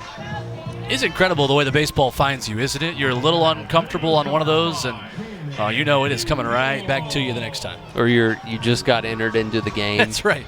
As a defensive replacement. I mean, it's like 80%. That's not scientifically proven, but it's at least 80%. It feels like it. The ball is coming to you, that very first hitter, or at least some point in the inning. And like Dean Curley in the first had the error, and then what do you know, the next one right back to him. So it's funny how the game works, and there's certainly some quirks to baseball that don't exist anywhere else, which is what makes folks like us love the game. That's right. Cannon Peebles walked and scored in the third, flew out in the second. Up for the third time tonight. Start off with a ball outside from Hatcher. There's a lot to like about Hatcher. Really impressed. He had the unenviable task of coming in to an inning where Radford walked 6 Tennessee batters as Fan makes a nice grab down the third base line. In the Mizuno hat, this is a Wilson Louisville Slugger program. We gotta get that guy on board. Just kidding. 1-1. Misses. Kinda. Cannon Peebles, the DH.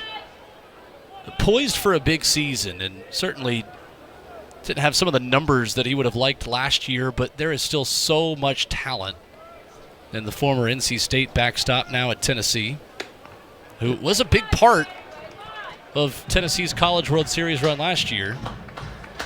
And without him walking in the ninth inning in an amazing at-bat against Florida State in that first game in Omaha, we might not be talking about defending national champions Tennessee. I still don't know how he took that pitch on 3-2. Man. I really don't. One of the easiest guys to root for on the entire team. Had a huge swing Sunday. Peppered the second deck at Dyken Park, as it is now called. It took some getting used to, didn't it, over the weekend? It did. I wanted to say Minute Maid, and then I called it Dakin at first. Was corrected, which is fine. I want to say it correctly, but I don't like it. Swing and a miss from Cannon Peebles will end the inning. The second strikeout from Mason Hatcher.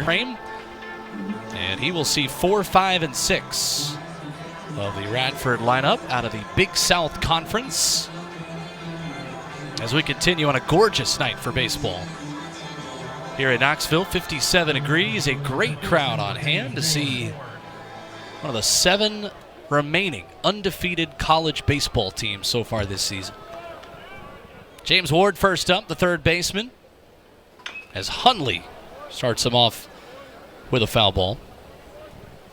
It is amazing, not only does Tennessee have 2 pitchers whose older brothers have been in this program, Austin Hundley, Sean Hundley, and Ryan Combs and Aaron Combs, the deliveries of both of those guys are amazingly similar to their brothers, as Hundley hits Ward to start off the 5th here. Eerily similar. And kind of their mannerisms, too, not just the way they deliver the ball, but I guess the mannerisms is a little bit more easier to see how that would happen. I mean, they are brothers. They have the same parents. Sure. So you think they'd be similar in some ways, but I think about the Rogers brothers who are in the big leagues, and one of them is a submarine righty or lefty, and the other one's like a over the top from the other side. I reverse that. Submarine righty, over the top lefty. I think they're twins, and so for the Hundleys and Combs to be a couple years apart and kind of deliver it the same way is funny. Tyler Kehoe, the right fielder, up here with a runner on first. So what that means, if the mannerisms are similar, is that the next time Ryan Combs is in a spot closing out a game and there's a runner on and he's just brought one in, he's got to smile into the camera before he delivers the next pitch home. Yeah, depending on how big the lead is, I guess. Amazing moment, of course. Talking about Aaron Combs last year, closing out the College World Series for Tennessee. Brings in a couple runs, wild pitch, and that iconic photo of him just smiling into the camera. A lot more comfortable, perhaps, than many in Tennessee Orange were on that evening. Yeah, it's not over until you get that third out, but I think part of that helped him eventually get that third out. He knew what the lead was that he was working with. Kehoe ropes this one into right center, ranging over as Chapman can't get there as it rolls to the wall. Ensley picks it up as Ward races around second. He'll stop at third. It's a double for Tyler Kehoe, and just like that, the tying run comes to the plate for the Highlanders. Radford not going away. Good swing there from Kehoe and Chapman. Just barely not able to get there in time. So some trouble here for Hundley, as he'll throw next to Brady Whitaker, the catcher, who reached on an error back in the first and struck out in the third. And tip of the cap to this Radford team. Gave up 7 runs in that third inning. All they've done is put up 2 in the fourth and now make some damage here in the fifth. This will bring home a run as Curley gets another chance, throws to first. The run scores as Ward touches home and Kehoe runs to third. It's a 2-run Tennessee lead here in the fifth. Yeah, first pitch, just get something in the middle of the field. Tennessee playing back, that'll get you a run. And I think Curley almost skipped that one again. It looks like he's pulling it a little bit or something, but doesn't look quite comfortable throwing the ball to first base tonight. Clark able to snare it. Swing and a miss from Noah Toole, the second baseman, who grounded out of the first and scored after an infield hit to start the fourth.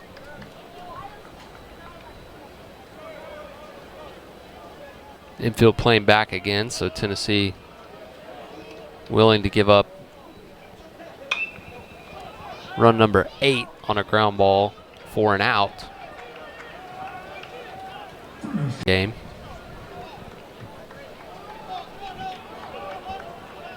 Noah Toole with 6 RBIs this season, a .390 average coming into this one. Runs well with 6 steals. The 0-2. That's grounded right side, and it'll get foul.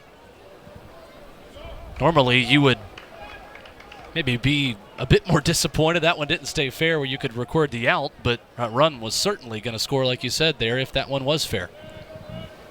Yeah, I think 0-2, you'll take another stab to get a strikeout or a weak pop-up, so he's not able to advance. Has stayed away from him. Might think about a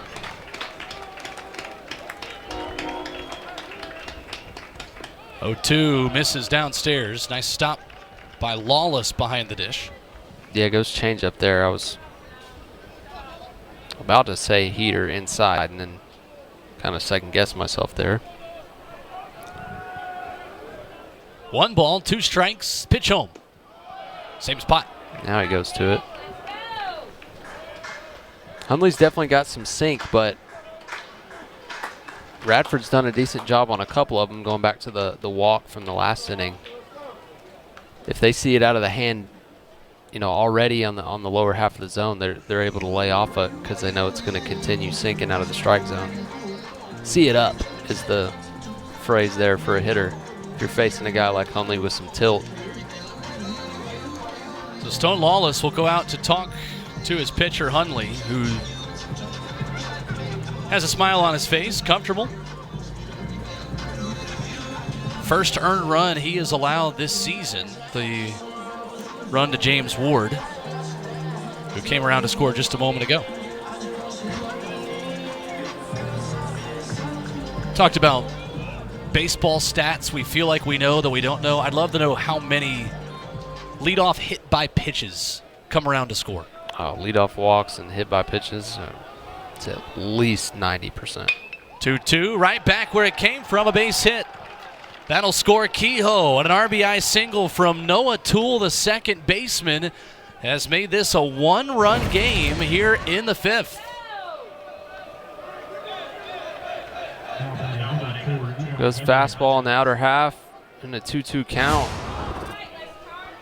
And Toole able to shoot it up the middle. Radford just not going away in this one. And Eli Hudgens, the DH, making his 6th start of the season, has been one of these standouts tonight. Runner goes. Lawless throwing down to second. Not in time.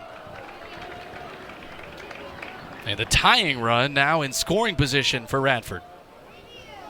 And these young pitchers for Tennessee have not quite been dialed into controlling the run game tonight, which they'll get better at with time. 0-1. Well hit, but foul.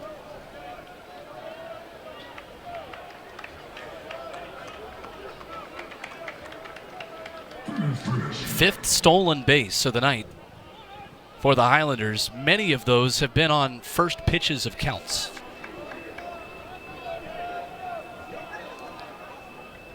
Oh, 2 home. Swing and a miss, strike 3. Nice bounce back from Austin Hundley. Gets him to wave and miss on the breaking ball. And that'll bring up the 9th batter, Grantham. First time they've retired Hudgens. He's had a nice day.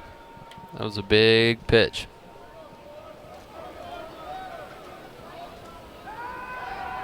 Hundley, nice move as Keelan keeps him honest. Corbin Grantham, 276 battered coming into the night.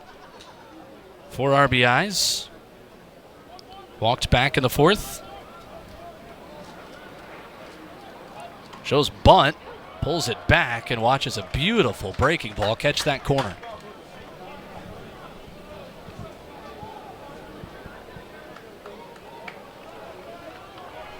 Nice test here for Tennessee. The 0-1. Good pitch. Went back to the breaking ball, this time inside. Vols allowing 2 more runs tonight than they did all weekend against good competition in Houston, trying to get out of this inning with the lead. Ensley just misses that corner.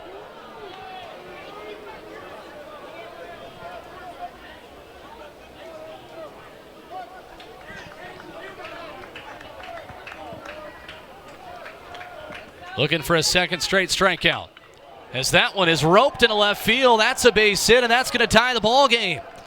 Around third runs Toole. He will score, and Corbin Grantham, with an RBI single, has tied this game in the 5th.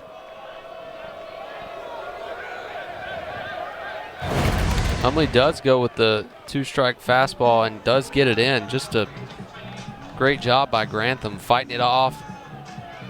Able to get under it just enough to get it over the infield. The 5th RBI of the season for the 9th place batter playing center field tonight in Corbin Grantham. 3 earned runs in the inning for Austin Ensley. As Tennessee, and now a new ball game, will go to the bullpen. 9-9 here in the 5th. To another as Austin Ensley exits, and sophomore lefty Dylan Loy will enter. The Pigeon Forge product from right over the hills here in East Tennessee. In a big spot, runner on first, leadoff batter, and John Keanu Perez up to the plate. And Will Heflin, this is an opportunity Dylan Loy will have in big moments all season. A fantastic lefty who Tennessee is going to rely a lot on this year. Yeah, and he's pitched in 2 high-leverage situations this weekend.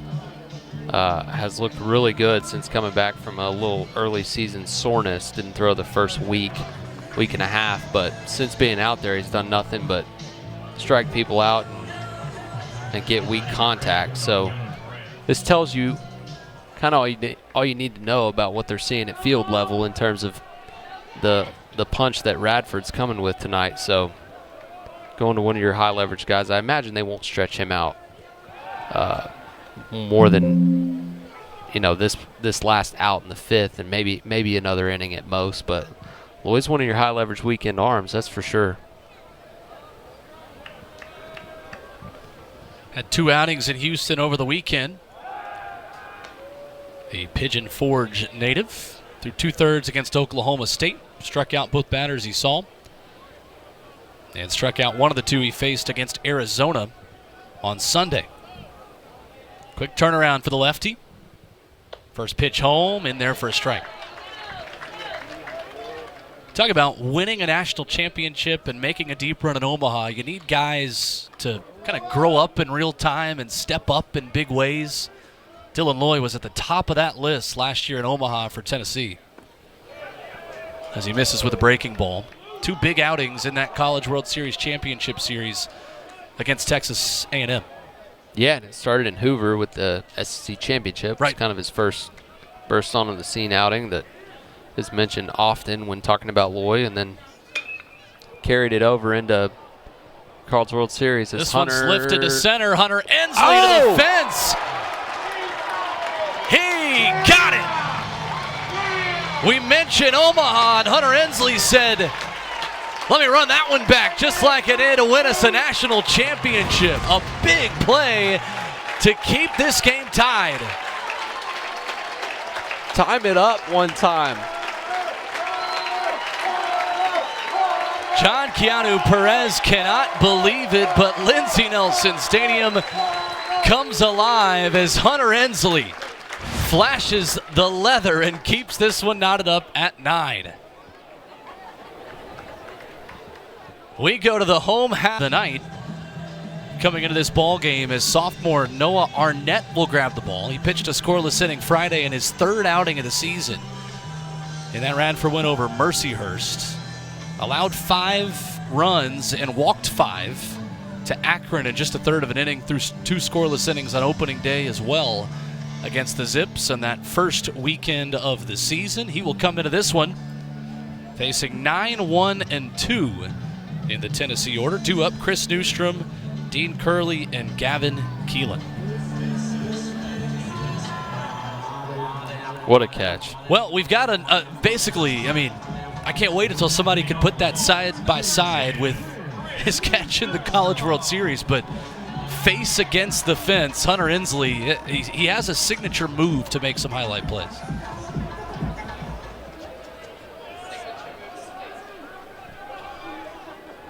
Chris Newstrom first up. As this one misses inside, Ensley would come up if somebody can reach here.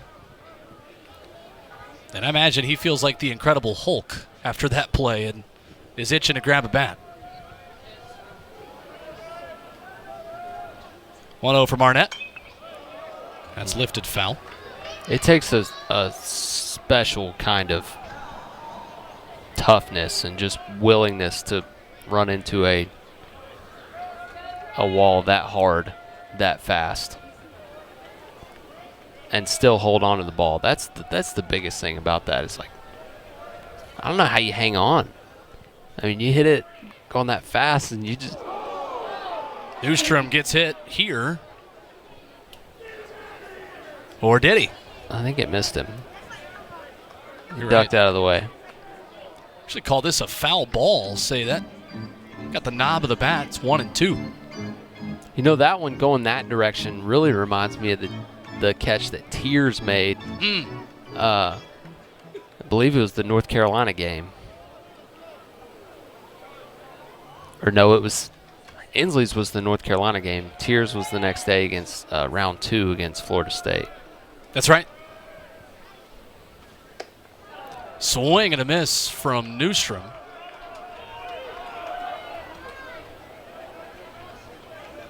And the count is 2-2. That one, not a foul ball last time, my mistake. Now the count even.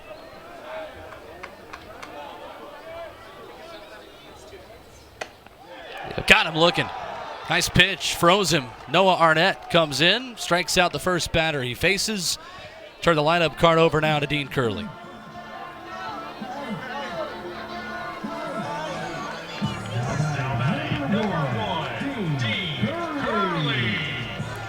So Curley grabs a bat with a solo home run in the first, a line out to center in the second. One of 6 Tennessee Vols who walked in the third inning, where Tennessee produced 7 runs. Up here with one away, and he wears one. No doubt about that one.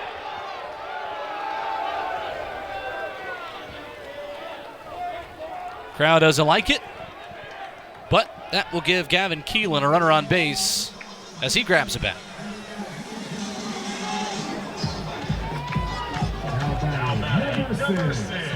I think it goes without saying no intent there. No. Just got away from him. Yep. But Keelan singled in the first, brought in 2 runs with a single in the fourth. home crowd doing what they should do. That's right. Express their displeasure.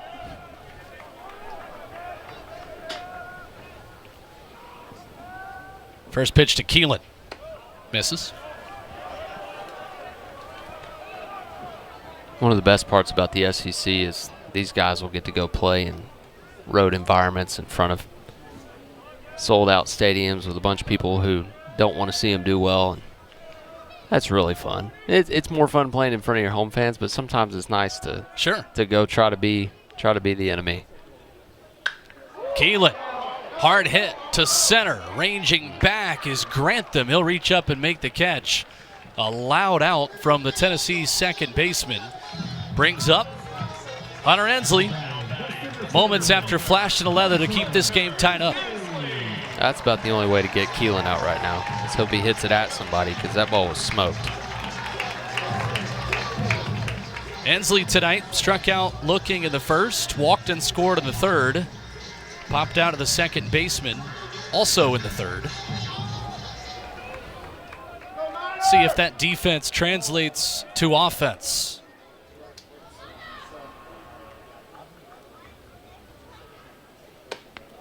Watches the first pitch. Nice breaking ball, well located for a strike. And suddenly the entire stadium locked in to an at-bat. Got eerily quiet there for that first pitch.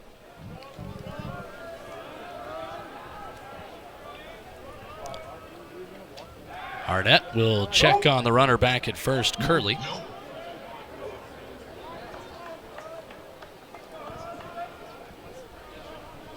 We mentioned it in the last inning. A lot of rallies start with a hit batter. See if Tennessee can return the favor here. Runner not going, as Ensley smartly watches that one inside.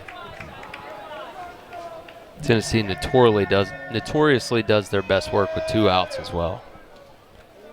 2 out hitting.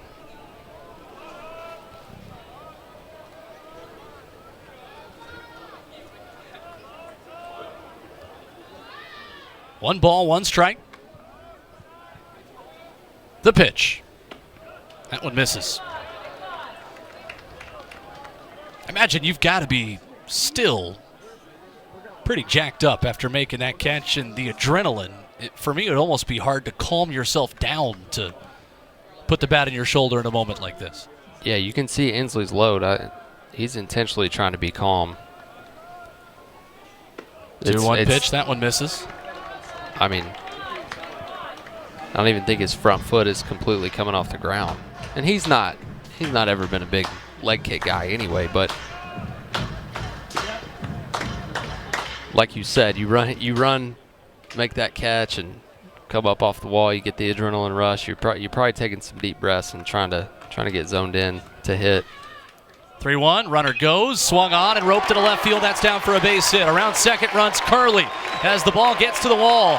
Curley rounds third. He'll come in to score. Hunter Ensley with the glove and with the bat.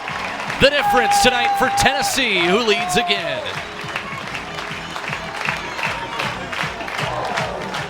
He said, "Who's flying under the radar?" Perfectly placed on the left field line. Gets ahead in the count. 3-1, doesn't try to do too much, but he is not late. Hammers that one down the left field line to retake the lead here in the bottom of the 5th.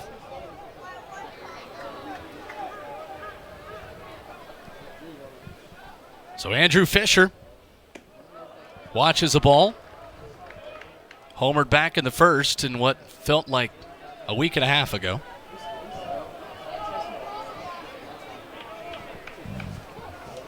And a timeout for Christian Bourne, the third-year pitching coach, to come out and have a chat with Noah Arnett.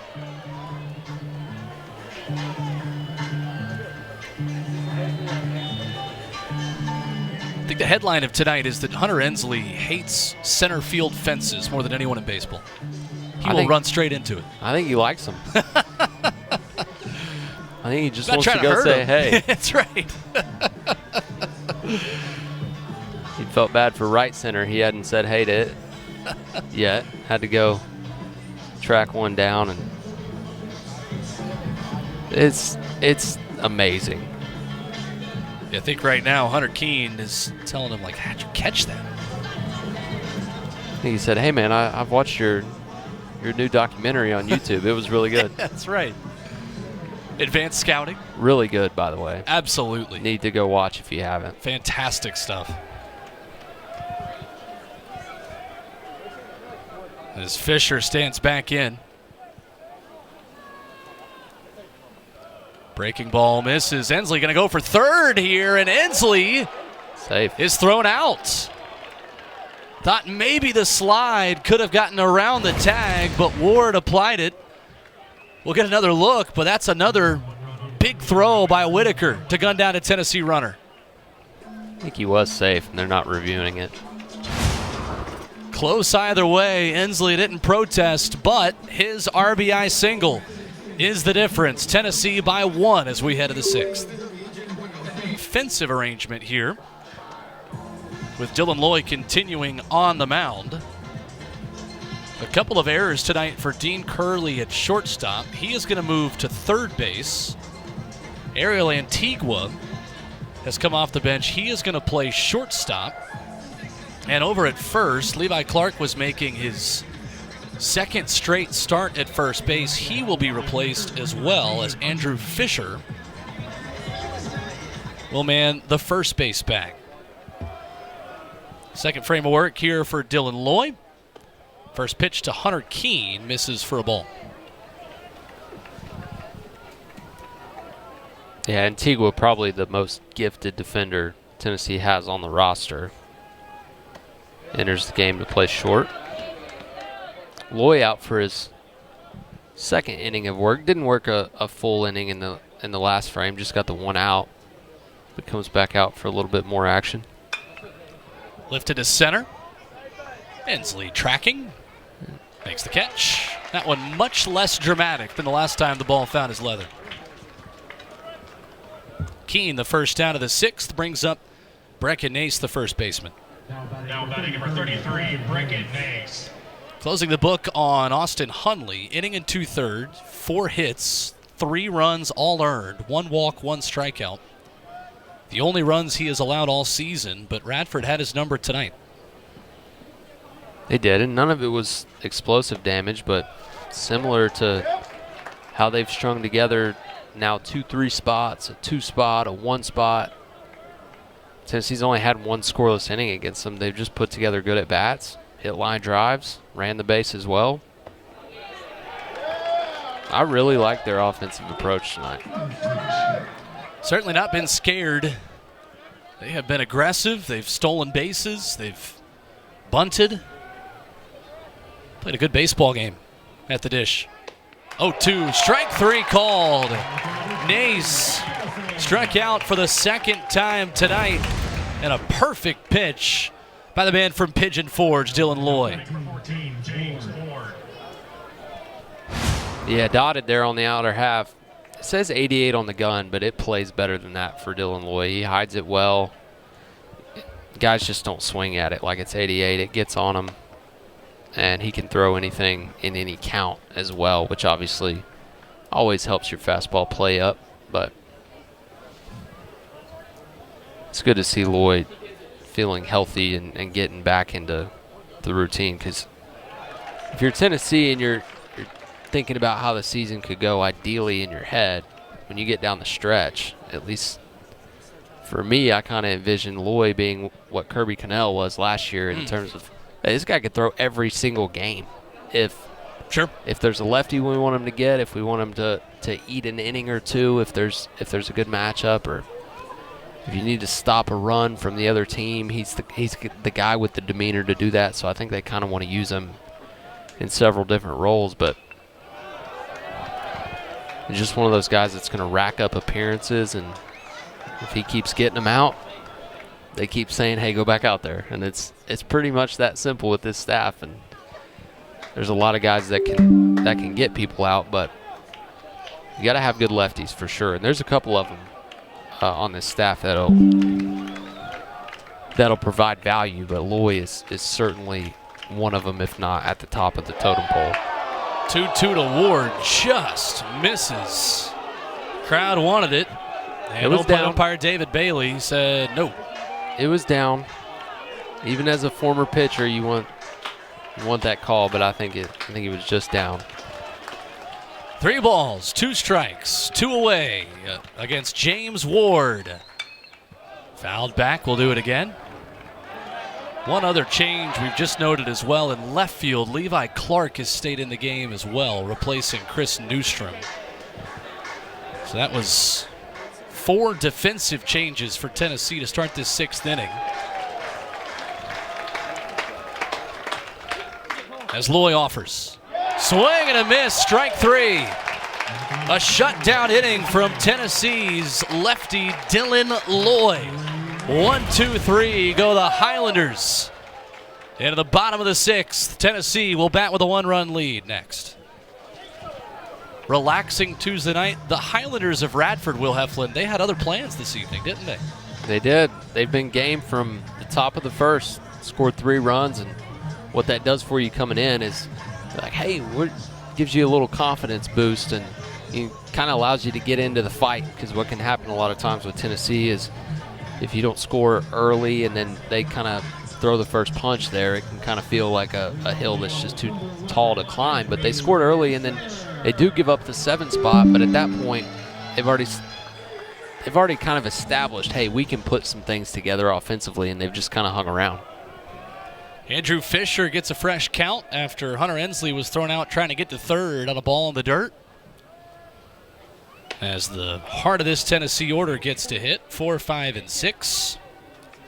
With Andrew Fisher, Levi Clark, and Reese Chapman.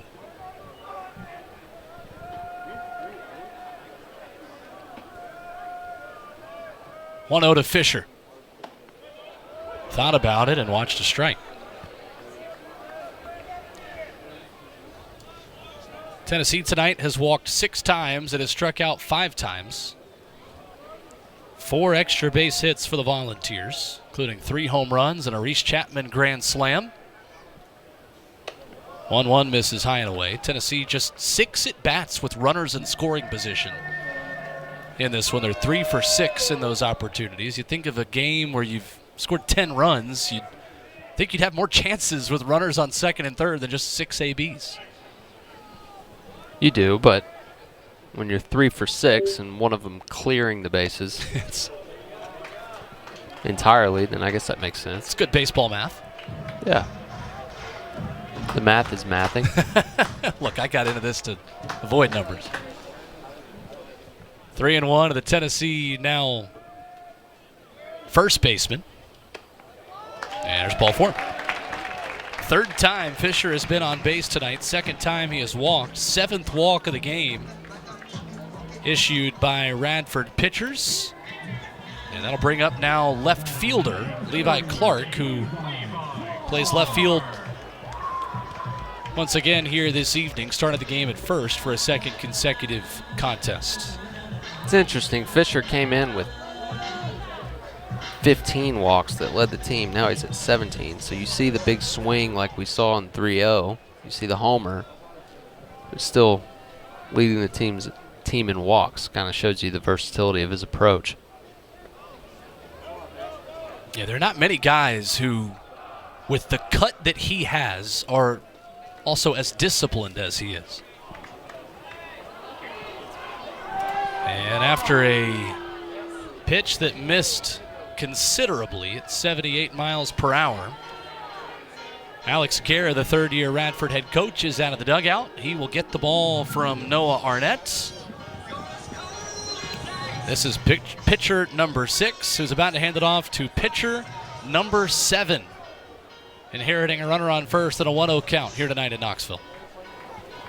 Squad that was picked 8th in the Big South Conference this year. They have looked a formidable foe for Tony Vitello's Tennessee Vols tonight. Keefe comes in for his 7th appearance of the season, a 1-0 record, a 4.5 ERA. Pitching 6 innings, allowing 3 hits, 3 earned runs, 3 walks, and 6 strikeouts.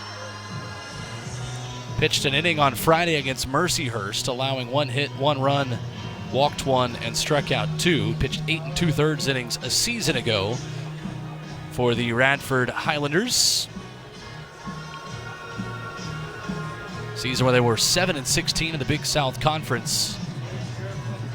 Will Heflin, I imagine, tonight, quite a confidence boost for this team that, again, has been aggressive on the base paths. They've put together some good pieces of hitting. They've just walked 7 batters, and this is not a lineup where you want to give free bases away like Tennessee's, who has taken advantage nearly every time they've had the chance to. Yeah, it's definitely a tale of 2 different stories for the offense and the defense. If you're Radford, I think the offense is thinking they got a lot to take away, and if you're the pitching staff, it's like, hey man, we gotta throw strikes and give ourselves a chance. But overall, as a team, I think they have to be encouraged. 1-0 to Levi Clark, breaking ball, misses. 2 balls, no strikes.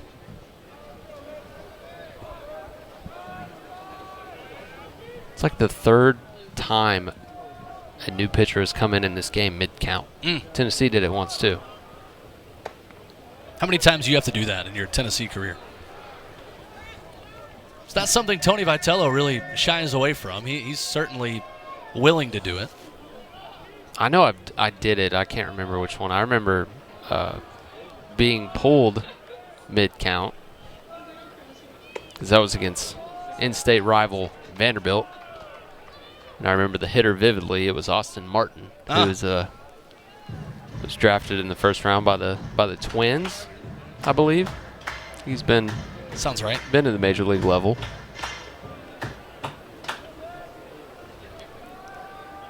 Three and one of the Tennessee left fielder Clark in there for a strike. It was an 0-2 count when I came out of the game, and my my roommate came in behind me and gave up a base hit. So I'm not going to throw him under the bus, but he knows. He came in the dugout, and I gave him a Jiminy, man. Like, what are we doing? Just kidding. Full count to Clark. Fouled away.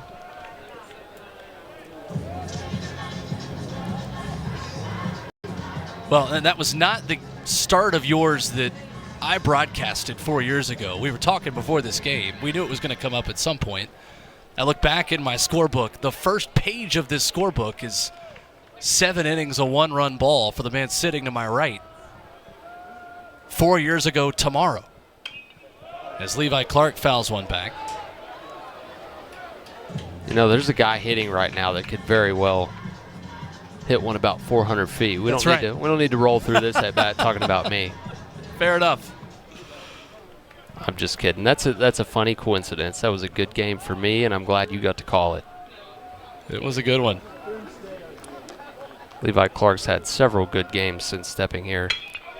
And he continues this one. And that one's got some smoke on the end of it as he ropes it into left field. Levi Clark on base for the 4th time tonight. And Tennessee goes station to station. Reese Chapman will come up with a pair of volunteers on base. Have we mentioned everything he hits is hard? Sure is. Just the barrel control. Squares it up. I was going to be blown away if he hit a home run there, and you had just said before that he needed to. I was trying to shift gears.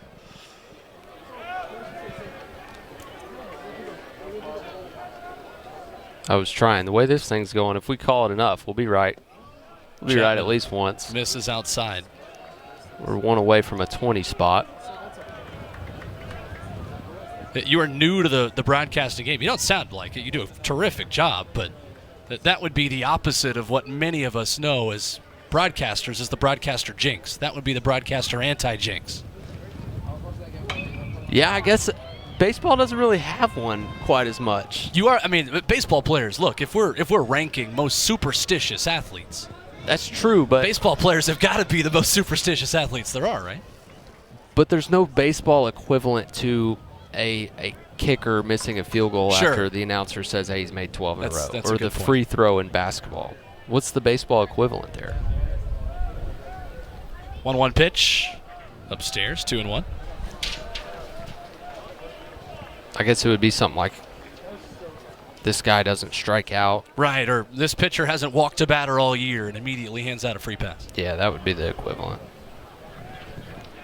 But we won't do that to any Highlanders or Vols. As Chapman stands in. And the count even. Nice pitch by Keefe to find the corner.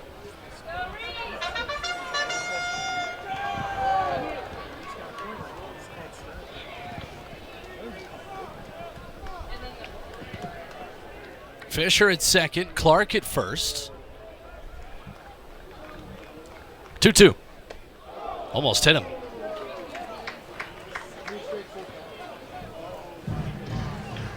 First time that Tennessee has given up 9 runs in a game since Game 1 of the College World Series Championship Series. The last game that last year's national champion Vols lost. 3-2. Got him looking. Strike 3. Great pitch by Ben Keefe. Freezing Reese Chapman. And a big strikeout for the Highlanders. Retires the first out of the inning. It's a big-time pitch, especially after buzzing his tower in. You just paint one on the outer half, and Chapman kind of knew it right there. So Stone Lawless will look to keep the line moving. As Keefe will check on the runner at second. That's Fisher.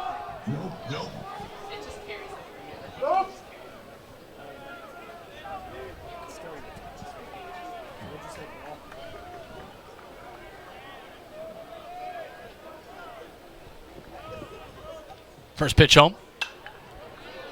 Lifted foul.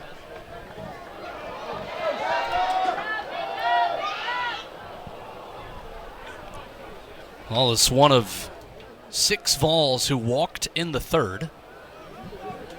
Came around to score in that inning with 6 of his closest friends. The 0-1. That's lifted down the right field line. Fair ball. That'll roll all the way to the wall. Fisher around third. Clark right behind him. The relay at the plate. Safe. 2 for Tennessee.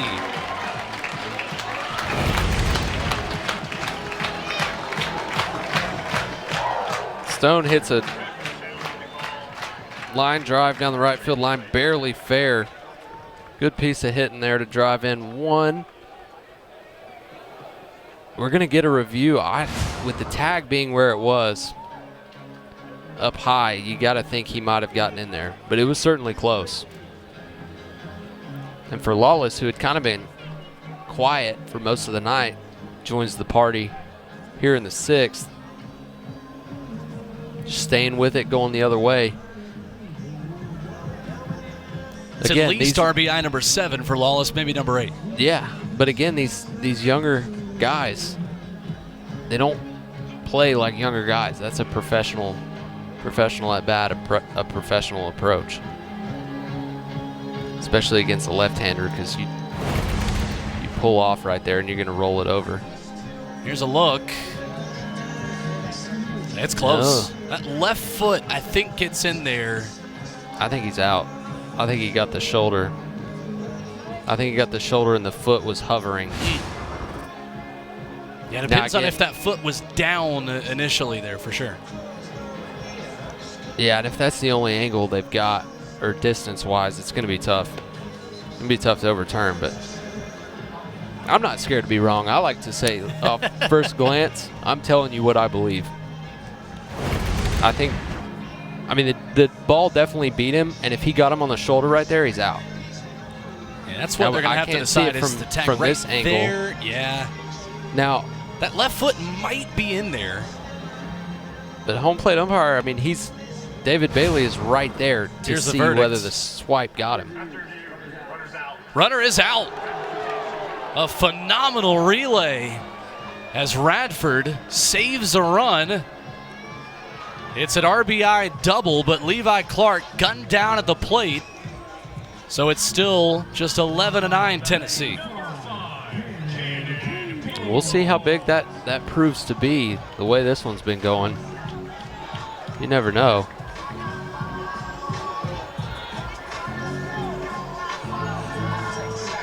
And the way that Radford has swung the bat tonight certainly could be significant as this game gets into the late innings.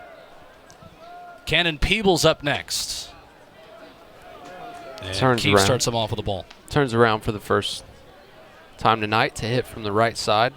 That would be kind of nice as a switch hitter. He hasn't had the best night hitting from the left side, so he's like, you know what? Fresh start within the same game. Lifts this one down the right field line, ranging over his Kehoe. And that one will hit the net, just shy of the student section. Some students still out there. 56-degree night. Good night for baseball.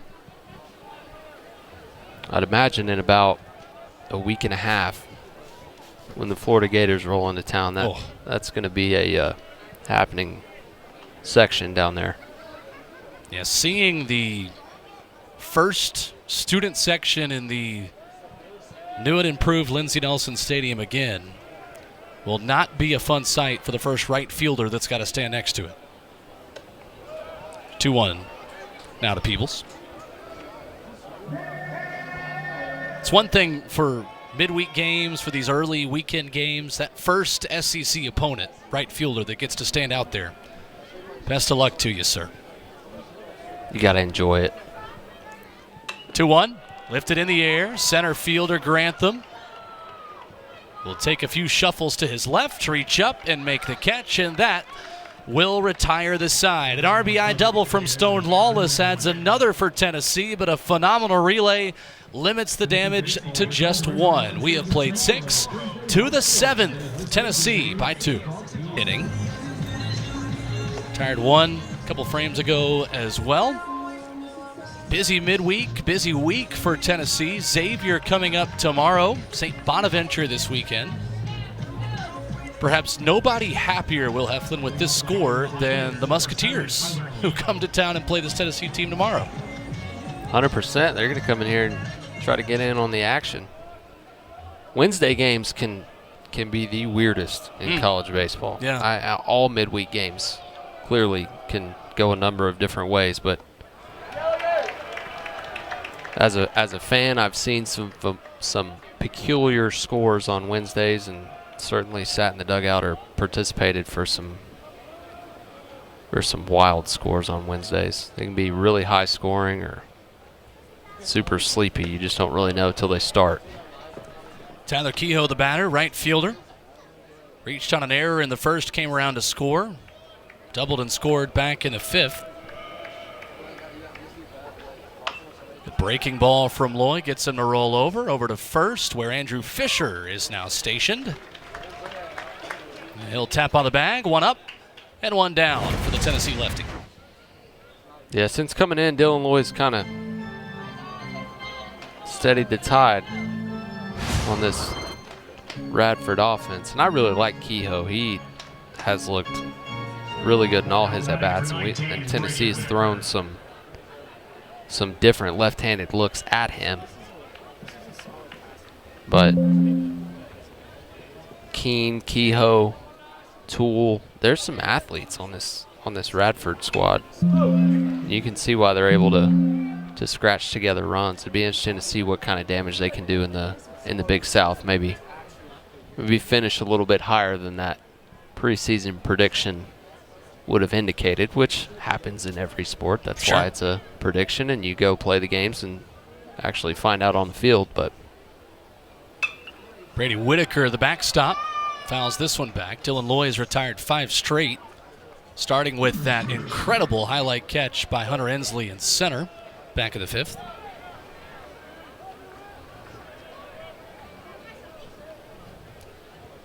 Every single batter who has come to the plate tonight has reached base this evening. For both teams. squads? Yep. The only player that has played in this game and not reached base is Ariel Antigua because he hasn't hit yet. And he's due up leadoff. That's right. In the bottom of the 7th. Now playing shortstop. We'll have at least one chance. That's right. 1-2 to Whitaker. Swing and a miss. Strike 3. Third strikeout of the night for Dylan Loy, who just rolls merrily along tonight here in the 7th. 2 up, 2 down. Stop me if you've heard this, but fastball glove side from a lefty, get in on a righty. If you can get in there, it can be a strikeout pitch. Now, I believe it was Hudgens who, or it may have been Toole, where I believe it was Sharman was trying to go in with 2 strikes and got it in. No, it was against Hundley. I apologize. That was a righty. Cancel my point. But went inside and he was able to pull it into left field for a single, which I think drove in a run as well. 0-1. Swing and a miss. Dylan Loy working very quickly and very efficiently. Looking to sit down a 7th straight Highlander. But being able to go in to righties as a lefty has become such a necessity, is the main point there. 0-2.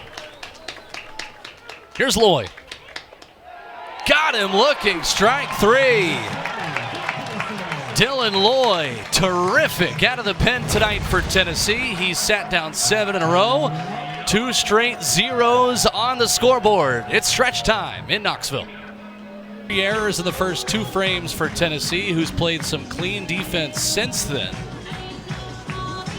And they will have 9-1-2 due up here in the home half of the 7th inning with Ariel Antigua grabbing a bat for the first time. Will Heflin, he is one of the best defenders, certainly on this team. I would bargain in the SEC.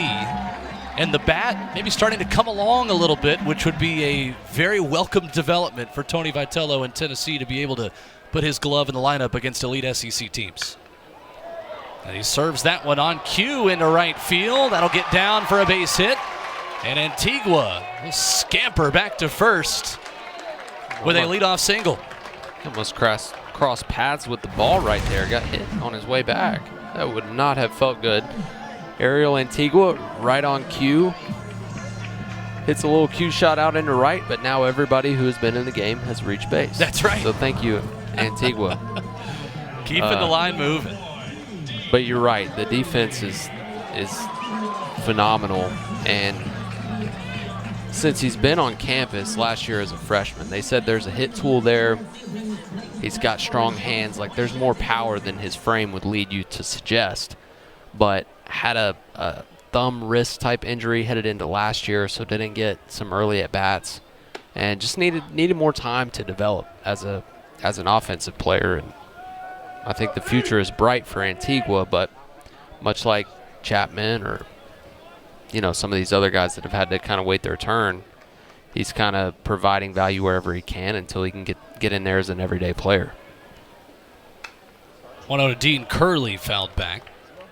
Yeah, there is a world where a healthy Ariel Antigua through the preseason and through the start of the season last year prevents Dean Curley from being in the lineup early in the year, a guy that was really factoring in and was potentially expected to play a lot last year as a freshman. Yeah, absolutely, but it's funny how things work out, doesn't it? And he is as talented as they come. And at the very least, you talk about games like tonight, Curley has had a couple of errors at shortstop. The luxury to be able to put in a plus shortstop defensive sub late in games is pivotal. For sure, and that one gets away, so Antigua will be at second with nobody out. Opportunity to manufacture one here. Curley, for the most part, has been extremely solid at shortstop. Plays a good shortstop for how big he is, and it's kind of trended this way in the game overall. You're starting to see bigger shortstops is much more normal. He moves well. He's got a really good arm. Tonight is more the exception rather than the rule with Curley. But your best defensive infield includes Ariel Antigua. Right. Plain and simple. There's no other way to slice it. And so when you get into a kind of a weird back and forth game and you do have some errors and you want to make sure that you've got things buttoned up, it makes a lot of sense to insert Ariel into the lineup. 2-2 to Curley misses. At shortstop. And slide Dean over to third. Yeah, certainly Tennessee with so many options, and it is the best problem a coach can have. If you're Tony Vitello, to get all those guys time and give them opportunities. A lot of talent to choose from here on Rocky Top. Full count. That one misses. That's ball 4, and Dean Curley is on base for the 4th time tonight. Now Gavin Keelan, who enters today hitting a perfect 1,000 off of left-handed pitching, gets to face a lefty. So we'll see how this goes. It was a hot button topic on the socials this weekend. SEC Player of the Week, mentioned Golden Spikes Player of the Week. Led the team in every major category, helping Tennessee win the Astros Foundation College Classic title over the weekend. Had back-to-back homers, back-to-back home run games, I should say, against Oklahoma State and Rice. And he's not a bunt here that comes back and fouled off. I'm going to venture to guess third base coach Josh Elander didn't put that one on. You look up on the scoreboard, you see 488, 7 home runs, 19 RBIs. This is the man with the second best slugging percentage in the country. I would venture to say you're right.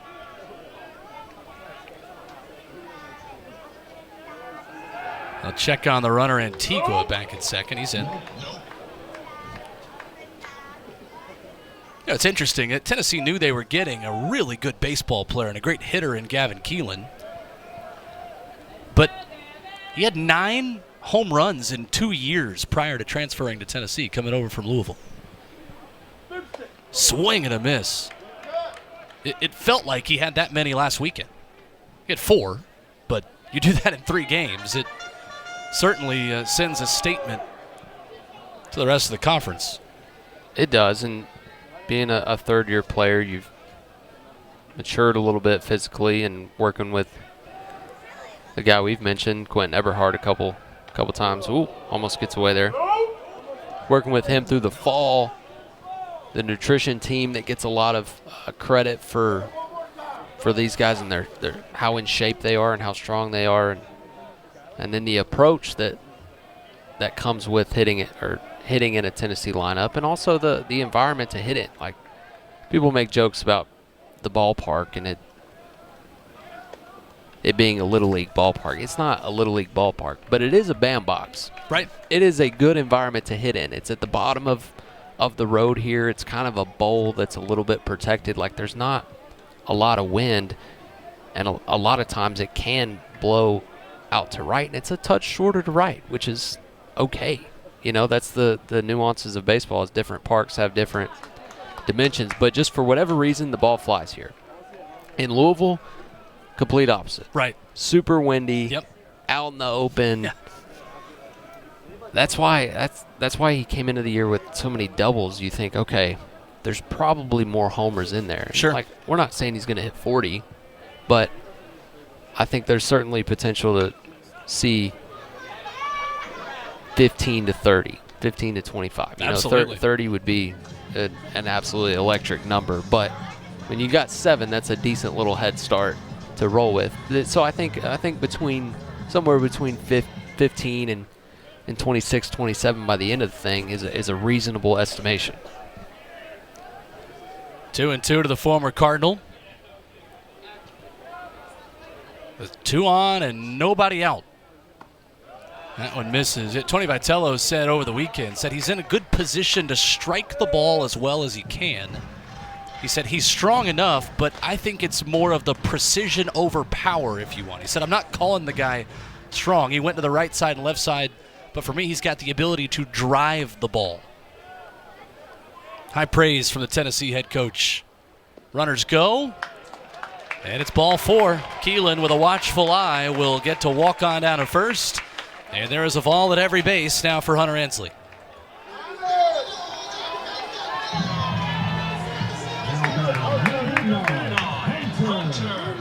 Well, they didn't get a chance to drive the ball there, but that's productive for the man of the night in Hunter Ensley, whose unbelievable catch in center field against the left center fence kept this game tied in the 5th. And then Ensley had an RBI single to give the Vols a 10-9 lead, or to add a run in that 5th inning. But he will not get to see Ben Keefe. With nobody out and the bases loaded, Radford will turn to their 8th pitcher of the night as we continue here in the home half of the 7th.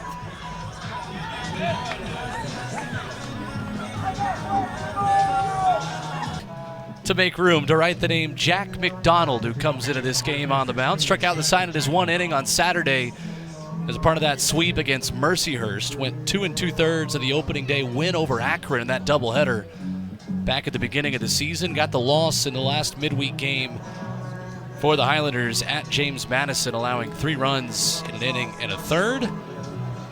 He watches as Ariel Antigua stands on third. Dean Curley is at second. Gavin Keelan is at first. And Hunter Ensley, who has knocked in a run, walked and scored tonight, getting ready to hit.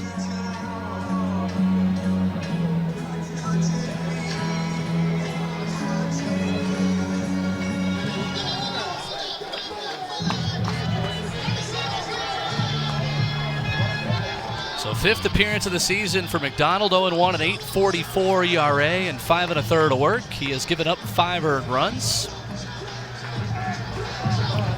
And he is the 7th pitcher of the night for Radford. Nobody out. Here's Hunter. Misses up. Nowhere to put him. Who threw today? Old Johnny Holstead. That's right. He threw for both squads. 11 pitchers, 20 runs, 21 hits, 3 errors. Pitch clock.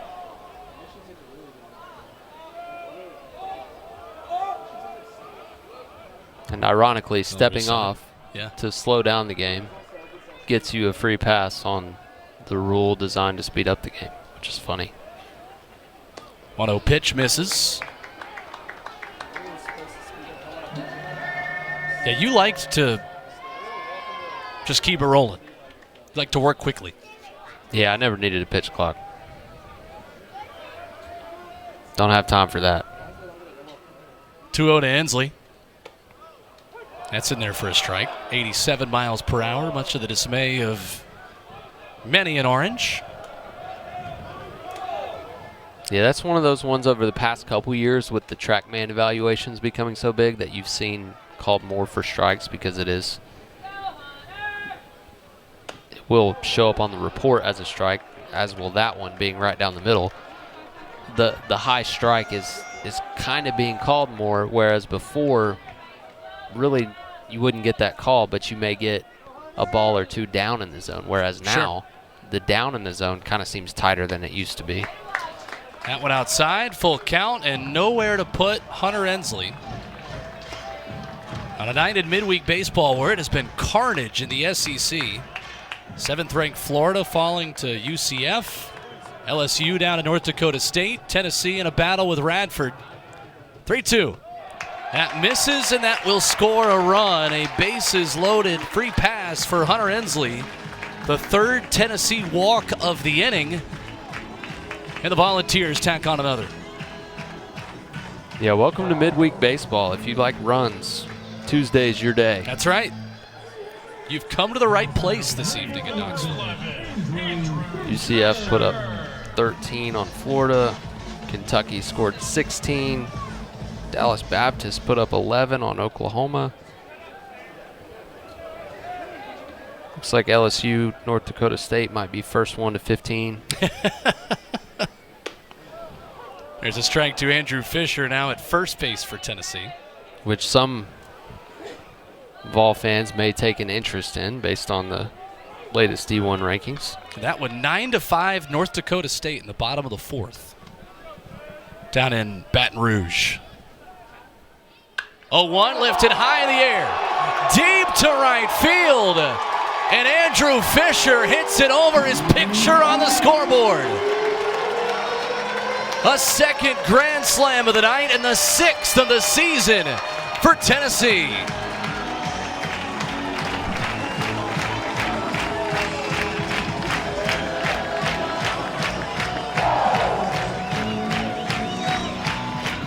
Got all of this one. This is the longest home run of the night. Probably not even close. This ball was hammered.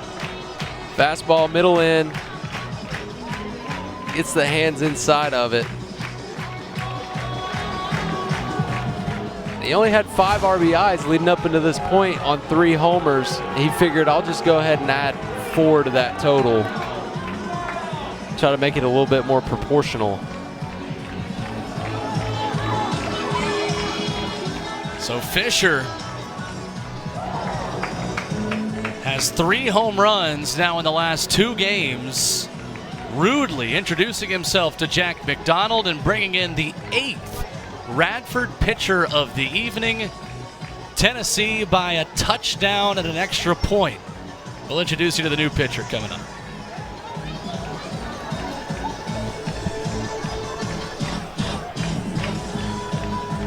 Went 108 miles per hour off the bat. We are told it was 427 feet. Will Heflin. Allegedly. Allegedly. Allegedly. That's carry. Total distance on that driver was Bryson DeChambeau. Yeah, that ball was hammered. Straight over the scoreboard, right over his face like you called it. And Vols are certainly making a push on that Grand Slam total. They figured we might as well just make it close before SEC play starts, so when we break it, we can just have it come on a SEC weekend or something like that. Well, it does tie a Tennessee record. It is shockingly recent. The last time Tennessee had 2 Grand Slams in one game. Georgia on March 30th last season.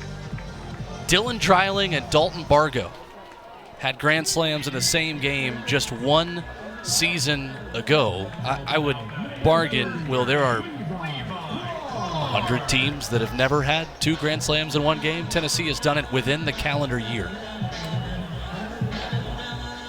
Here's Levi Clark against Matthew Lefevers, the new pitcher for the Highlanders. Both of them tonight have come on the same recipe. What was it? Walks, Grand Slam. Clark skies the first pitch he sees, high into the Knoxville night sky. And that'll reach the seats. Incredible how we a few minutes ago, we're talking about Hunter Ensley's catch that keeps this game tied at 9-9. We're thinking, man, Tennessee is in for a 9-inning. This is a knockout, drag-out battle. There's carnage around the SEC tonight, and now we are close to Tennessee in 7-inning run rule territory tonight. Yeah, flip this one on its head. They got 3 outs to get 3 runs to end this one in run rule fashion.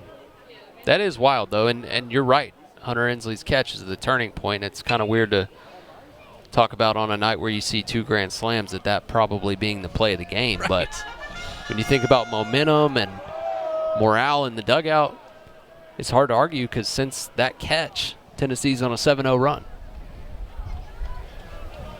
They've driven right down the field and put it in the end zone. On chunk plays. 0-2 to Clark.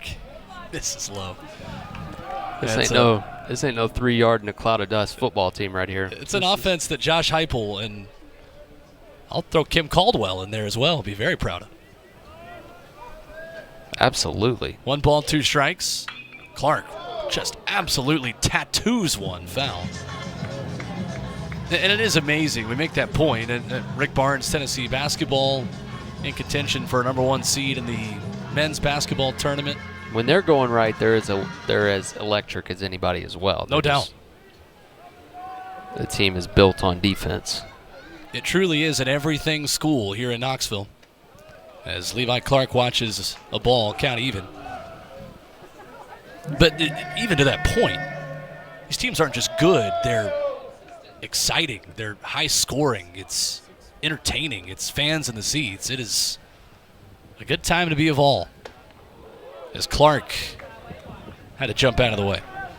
He's already been hitting that region once tonight. Probably prefers not to take a second jab at the kind of the front hip, top of the quad area, kind of on the side of the leg. 3-2, skied straight up and straight back. If there was not a roof over our head, that might have landed in our lap. This is what I'm talking about at-bats and not giving them away. Right. You just scored 5 runs without recording an out. Levi Clark's a freshman. They changed pitchers, and now he's 8 pitches deep into an at-bat. Gonna be 9. And they just won't give anything away. Yeah, 3 for 3 tonight, 3 singles. He scored twice. Not content with just that, as he looks at a .517 batting average right under his headshot on the scoreboard. It would have been extremely understandable to see him step in the box and try to hit it just as far as Fisher right here. If he struck out, he ends up striking out anyways, but that's a quality at bat. But you could have completely understood it if he had gotten in there and was like, all right, I'm going to hit 1-2 or, go down swinging. It's a good pitch by Lefevre's. Fastball got it by him. Here's the 7th batter of the inning for Tennessee, right fielder Reese Chapman.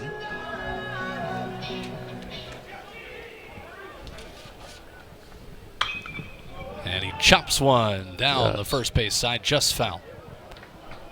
That's triple territory down there if that one is fair. First base coach Ross Kivett thought it was close. First base umpire Anthony Perez didn't seem to think it was that close. Probably over the green base. A one, opposite way. Chapman deep to left. That'll skip up against the wall. Rounding first, he'll stand in second with a double.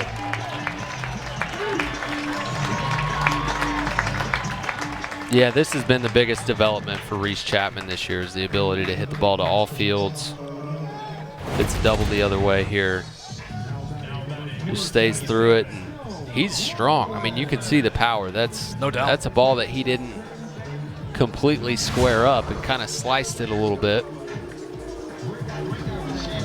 but is able to get it, bounce on the warning track or right in front of it, away from the left fielder to get a double. Brings up Stone Lawless, the Tennessee catcher tonight. Good breaking ball, catches the corner at 75. So Reese Chapman now has started all 12 games for Tennessee. He has a hit in all 12. 12-game hit streak that he extended with a grand slam in that third inning. 0-1. Bounces up there. There's just no break in this lineup. No. It is commonly said about Tony Vitello Tennessee teams, but Stone Lawless tonight, the 7th place batter, young player earning more opportunities. He's walked and scored. He's got an RBI double an inning ago. Batting .333. And the numbers will simmer when you get into SEC play. Like, you're not going to have 5-6 guys hitting over 400, and that's completely fine. But you see what the potential is when it clicks. There will be some crooked numbers on really good arms because, like you said, there's no break. 2-1 to Lawless is served in a shallow center. Coming on is Grantham, and he can't get there. Scoring is Chapman. The race is on for the Tennessee catcher as Lawless will slide into third with a triple.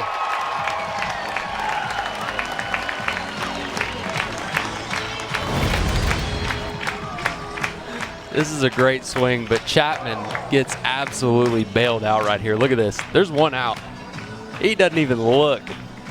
And he's rounding third, and Josh Elander, third base coach, kind of looks at him as he's rounding third like, you got lucky. Because Radford center fielder Grantham almost makes that play, which would have been an unbelievable catch. It was a Herculean effort from Grantham, the center fielder, like you mentioned, is Tennessee now with a home run could end this game in 7 innings with Hunter High, the pinch hitter, coming on. And, boy, he had a phenomenal home run to right field here in this stadium earlier this year as well. In the opener. That's right. Against Hofstra.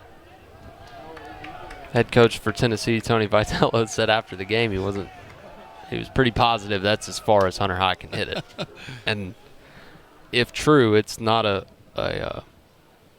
diss to Hunter High. That ball was hit a mile. About in the Andrew Fisher range of where his grand slam was a few minutes ago. Yeah, it may have been further. You talked about light tower power earlier. I think Hunter High's went over the right field light tower. I lost it completely sitting in this same spot. But another young guy who deserves more playing time, and it's hard to find his way on the field. But a really good athlete. Nashville native. Great football player as well at powerhouse football program Lipscomb Academy there in Nashville. Tony Vitello always likes that. That football competitive mentality is high. Tried to put that one over his picture on the scoreboard himself and gets the green light on 3-0, now 3-1. Of course, Tennessee Saturday starter Drew Beam, a heck of a quarterback at Blackman High School in Murfreesboro in his day. And QB1, every time you heard it. That's right. Every time he threw, you knew you were going to hear that. And Hunter Ensley, good football player in his own right. That's right. High takes upstairs. There's ball 4. Hunter High continues the streak where once again, Will Heflin, every single batter who has come to the plate for both teams tonight has reached base, including the 2 batters who have only been to the dish once. Hunter High and then this man, Ariel Antigua, who singled his first time up. Which was to lead off this inning. That's right. Wow.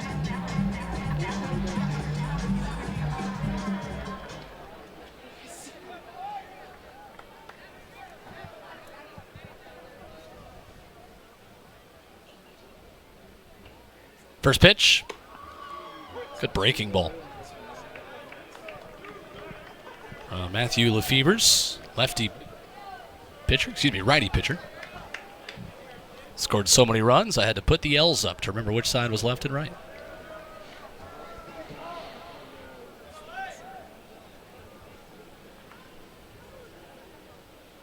Oh, 1 home. Good take by Antigua. It's getting to be that time of night, isn't it? Certainly. Start losing your lefts and rights. 26 runs will do that to you. I had to double check to make sure that's how many was scored even, to confirm that it's that time as well. Okay, so this is what we missed earlier. This was an eye contact. Pitcher came set before Antigua was in the box. Sure. Because he just made the same signal, and we were chopping it up about who knows what and missed it. It's a point of emphasis this year in the college game. 1-1 misses outside. Because of the clock, there's a certain rhythm where the hitter has to be in it. I think it's like 10 or 8 or 12 seconds or something, has to be ready and looking at the pitcher. But the pitcher cannot come set until that hitter looks at him. And it's kind of to prevent the quick pitch, but also to make sure one side of the... That clip him? No, it didn't. Almost. To make sure one side, either the hitter or the pitcher, isn't exhausting more than their portion of the clock. Right. If you will. Makes sense. Kind of keeps it in rhythm, if you will. Which I kind of like. I didn't like to come set before the hitter was ready anyways. 3-1 to Antigua. Swing and a miss. Good change up there, right on right. Probably knew Antigua was wanting to be aggressive. So the Mercy Rule winning run is at first in Hunter High. That would end this game.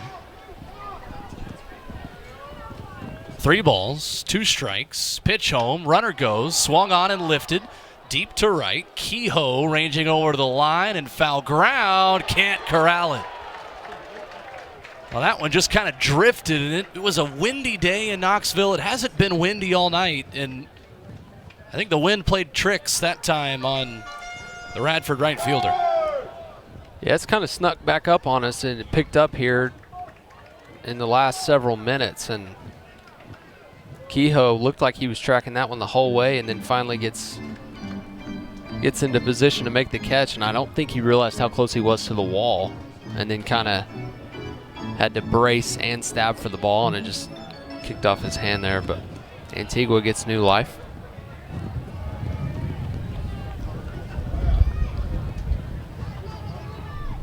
Another full count pitch. That's a foul tip into the mitt, and Antigua strikes out his second at bat of the inning.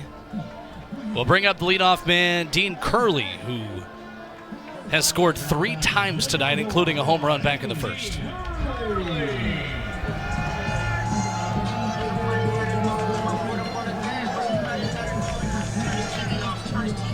Yeah, the only out Dean Curley has accounted for was a straight line drive to the center fielder. It was a well-struck ball. Since then, he has walked, hit by pitch, another walk. Home plate umpire David Bailey with a word for Curley, I believe, as he steps in. Yeah, I gave him time there. It looked like his contact or something got messed up. When it gets windy, that can happen. Good pitch there in the corner for strike one. Yeah, the wind, really, it's like it stopped with the flip of a switch earlier today, and now that switch has been flipped on again, and it is really, really blowing out there. 0-1. Misses.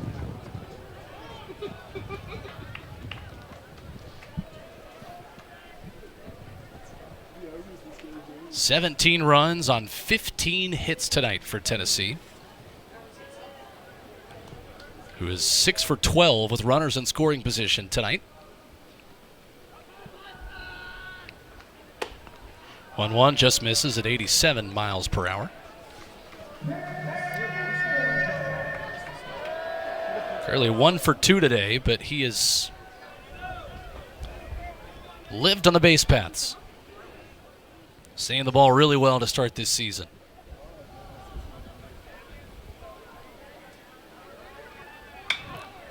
Lifts that one foul. Wind will blow that one around a bit. It'll reach the seats. And it is blowing straight in from center. A bit towards right field, but swirling considerably now.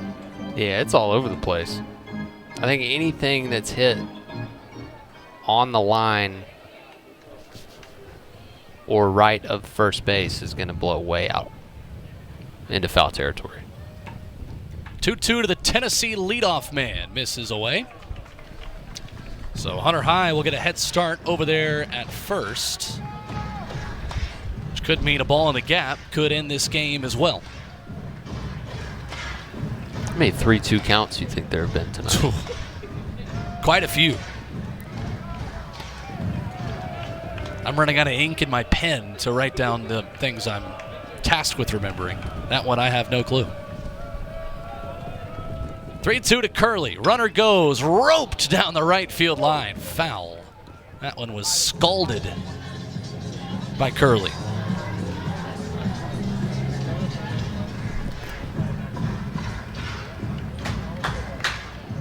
Well, guys, Xavier's got to play here tomorrow. A game that just continues. Wonder if the Musketeers are watching tonight. 3 balls, 2 strikes, 2 away, and the pitch. That's ball 4. So, the inning continues. 6 are already in here in the 7th. Gavin Keelan has done a lot of really good things tonight. He's hit the ball really hard. Hit 4 homers over the weekend in Houston. And he will not get a chance for one tonight as Tennessee will go to its bench and call upon Kobe Backus to pinch hit.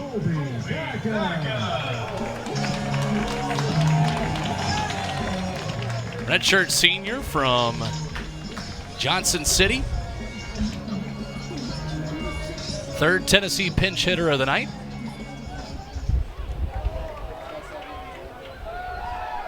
Against Matthew Lefevre's the righty. Misses inside. By way of Walter State. That's right.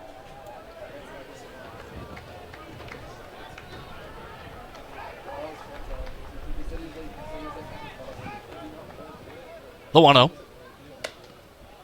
Misses. It's a man who I imagine has had his fair share of Pal's Frenchy fries. Johnson City, Tennessee, Daniel Boone High School, Walter State. Yeah, Johnson City and Morristown. Those are your 2 hotbeds for Pals. That's right. Perhaps that's in the cards for Radford on the way home.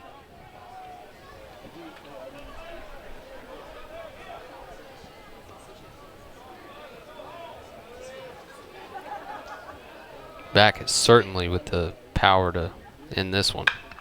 That one down the third base line and just foul. 2-1.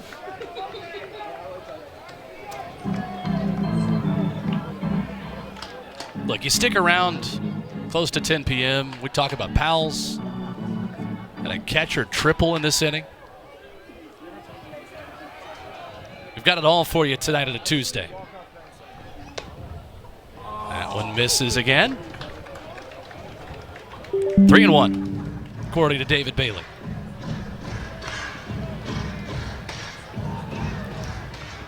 We haven't talked about him much, which is a huge compliment. Absolutely it is. He's been very consistent. That one could have gone either way. And that misses outside. Tennessee up by 9. And that is the 13th walk taken by the Volunteers today.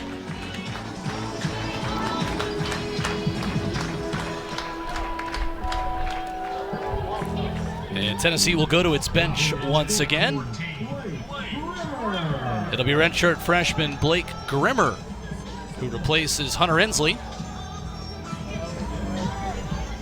And again with the opportunity, with a run right here, to put the run rule in effect. And that's in there for a strike. An inning where it feels like the 7th inning stretch was sung yesterday. 7 runs here in the 7th for the Vols. As Grimmer fouls that one back, it's 0-2.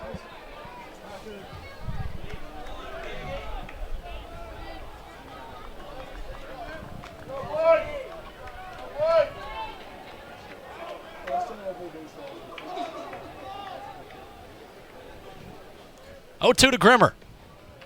Misses inside, almost got away from the backstop. Still alive.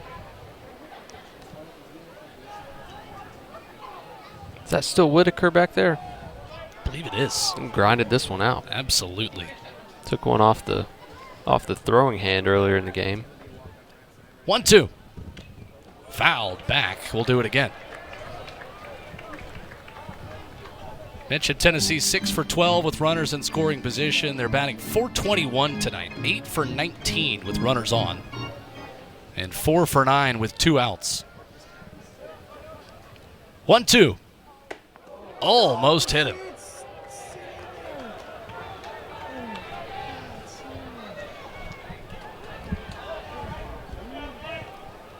Grimmer had his first career home run, a 3-run blast.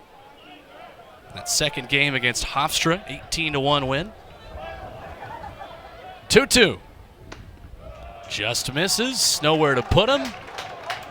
As this game is 1 ball away from being history. Fans on their feet as Grimmer stands in. The Fevers set, the pitch lifted in the air, down the third base line, drifting foul.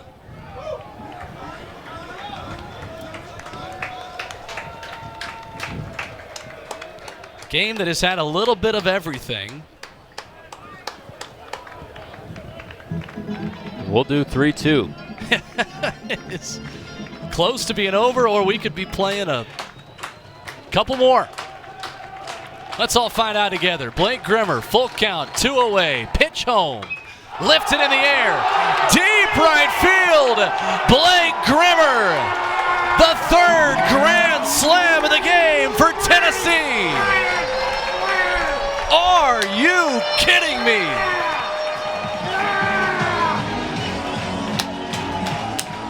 Everyone in the stadium knew exactly what was at stake.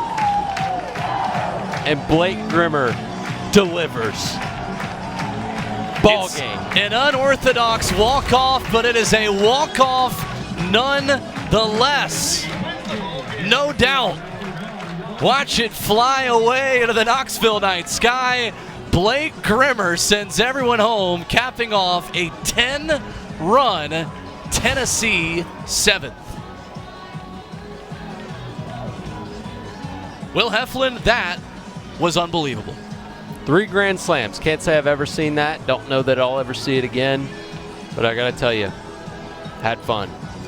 What a game as Tennessee struggles early. They fall behind 4-2. The 3 errors, a thing of the past. And your final is 22-9, 11 runs in the 7th, as grand slams from Reese Chapman, Andrew Fisher, and Blake Grimmer set a new Tennessee record for grand slams in a game. That is 7 on the season for the Volunteers. What a night. Tennessee back in action tomorrow for We'll Have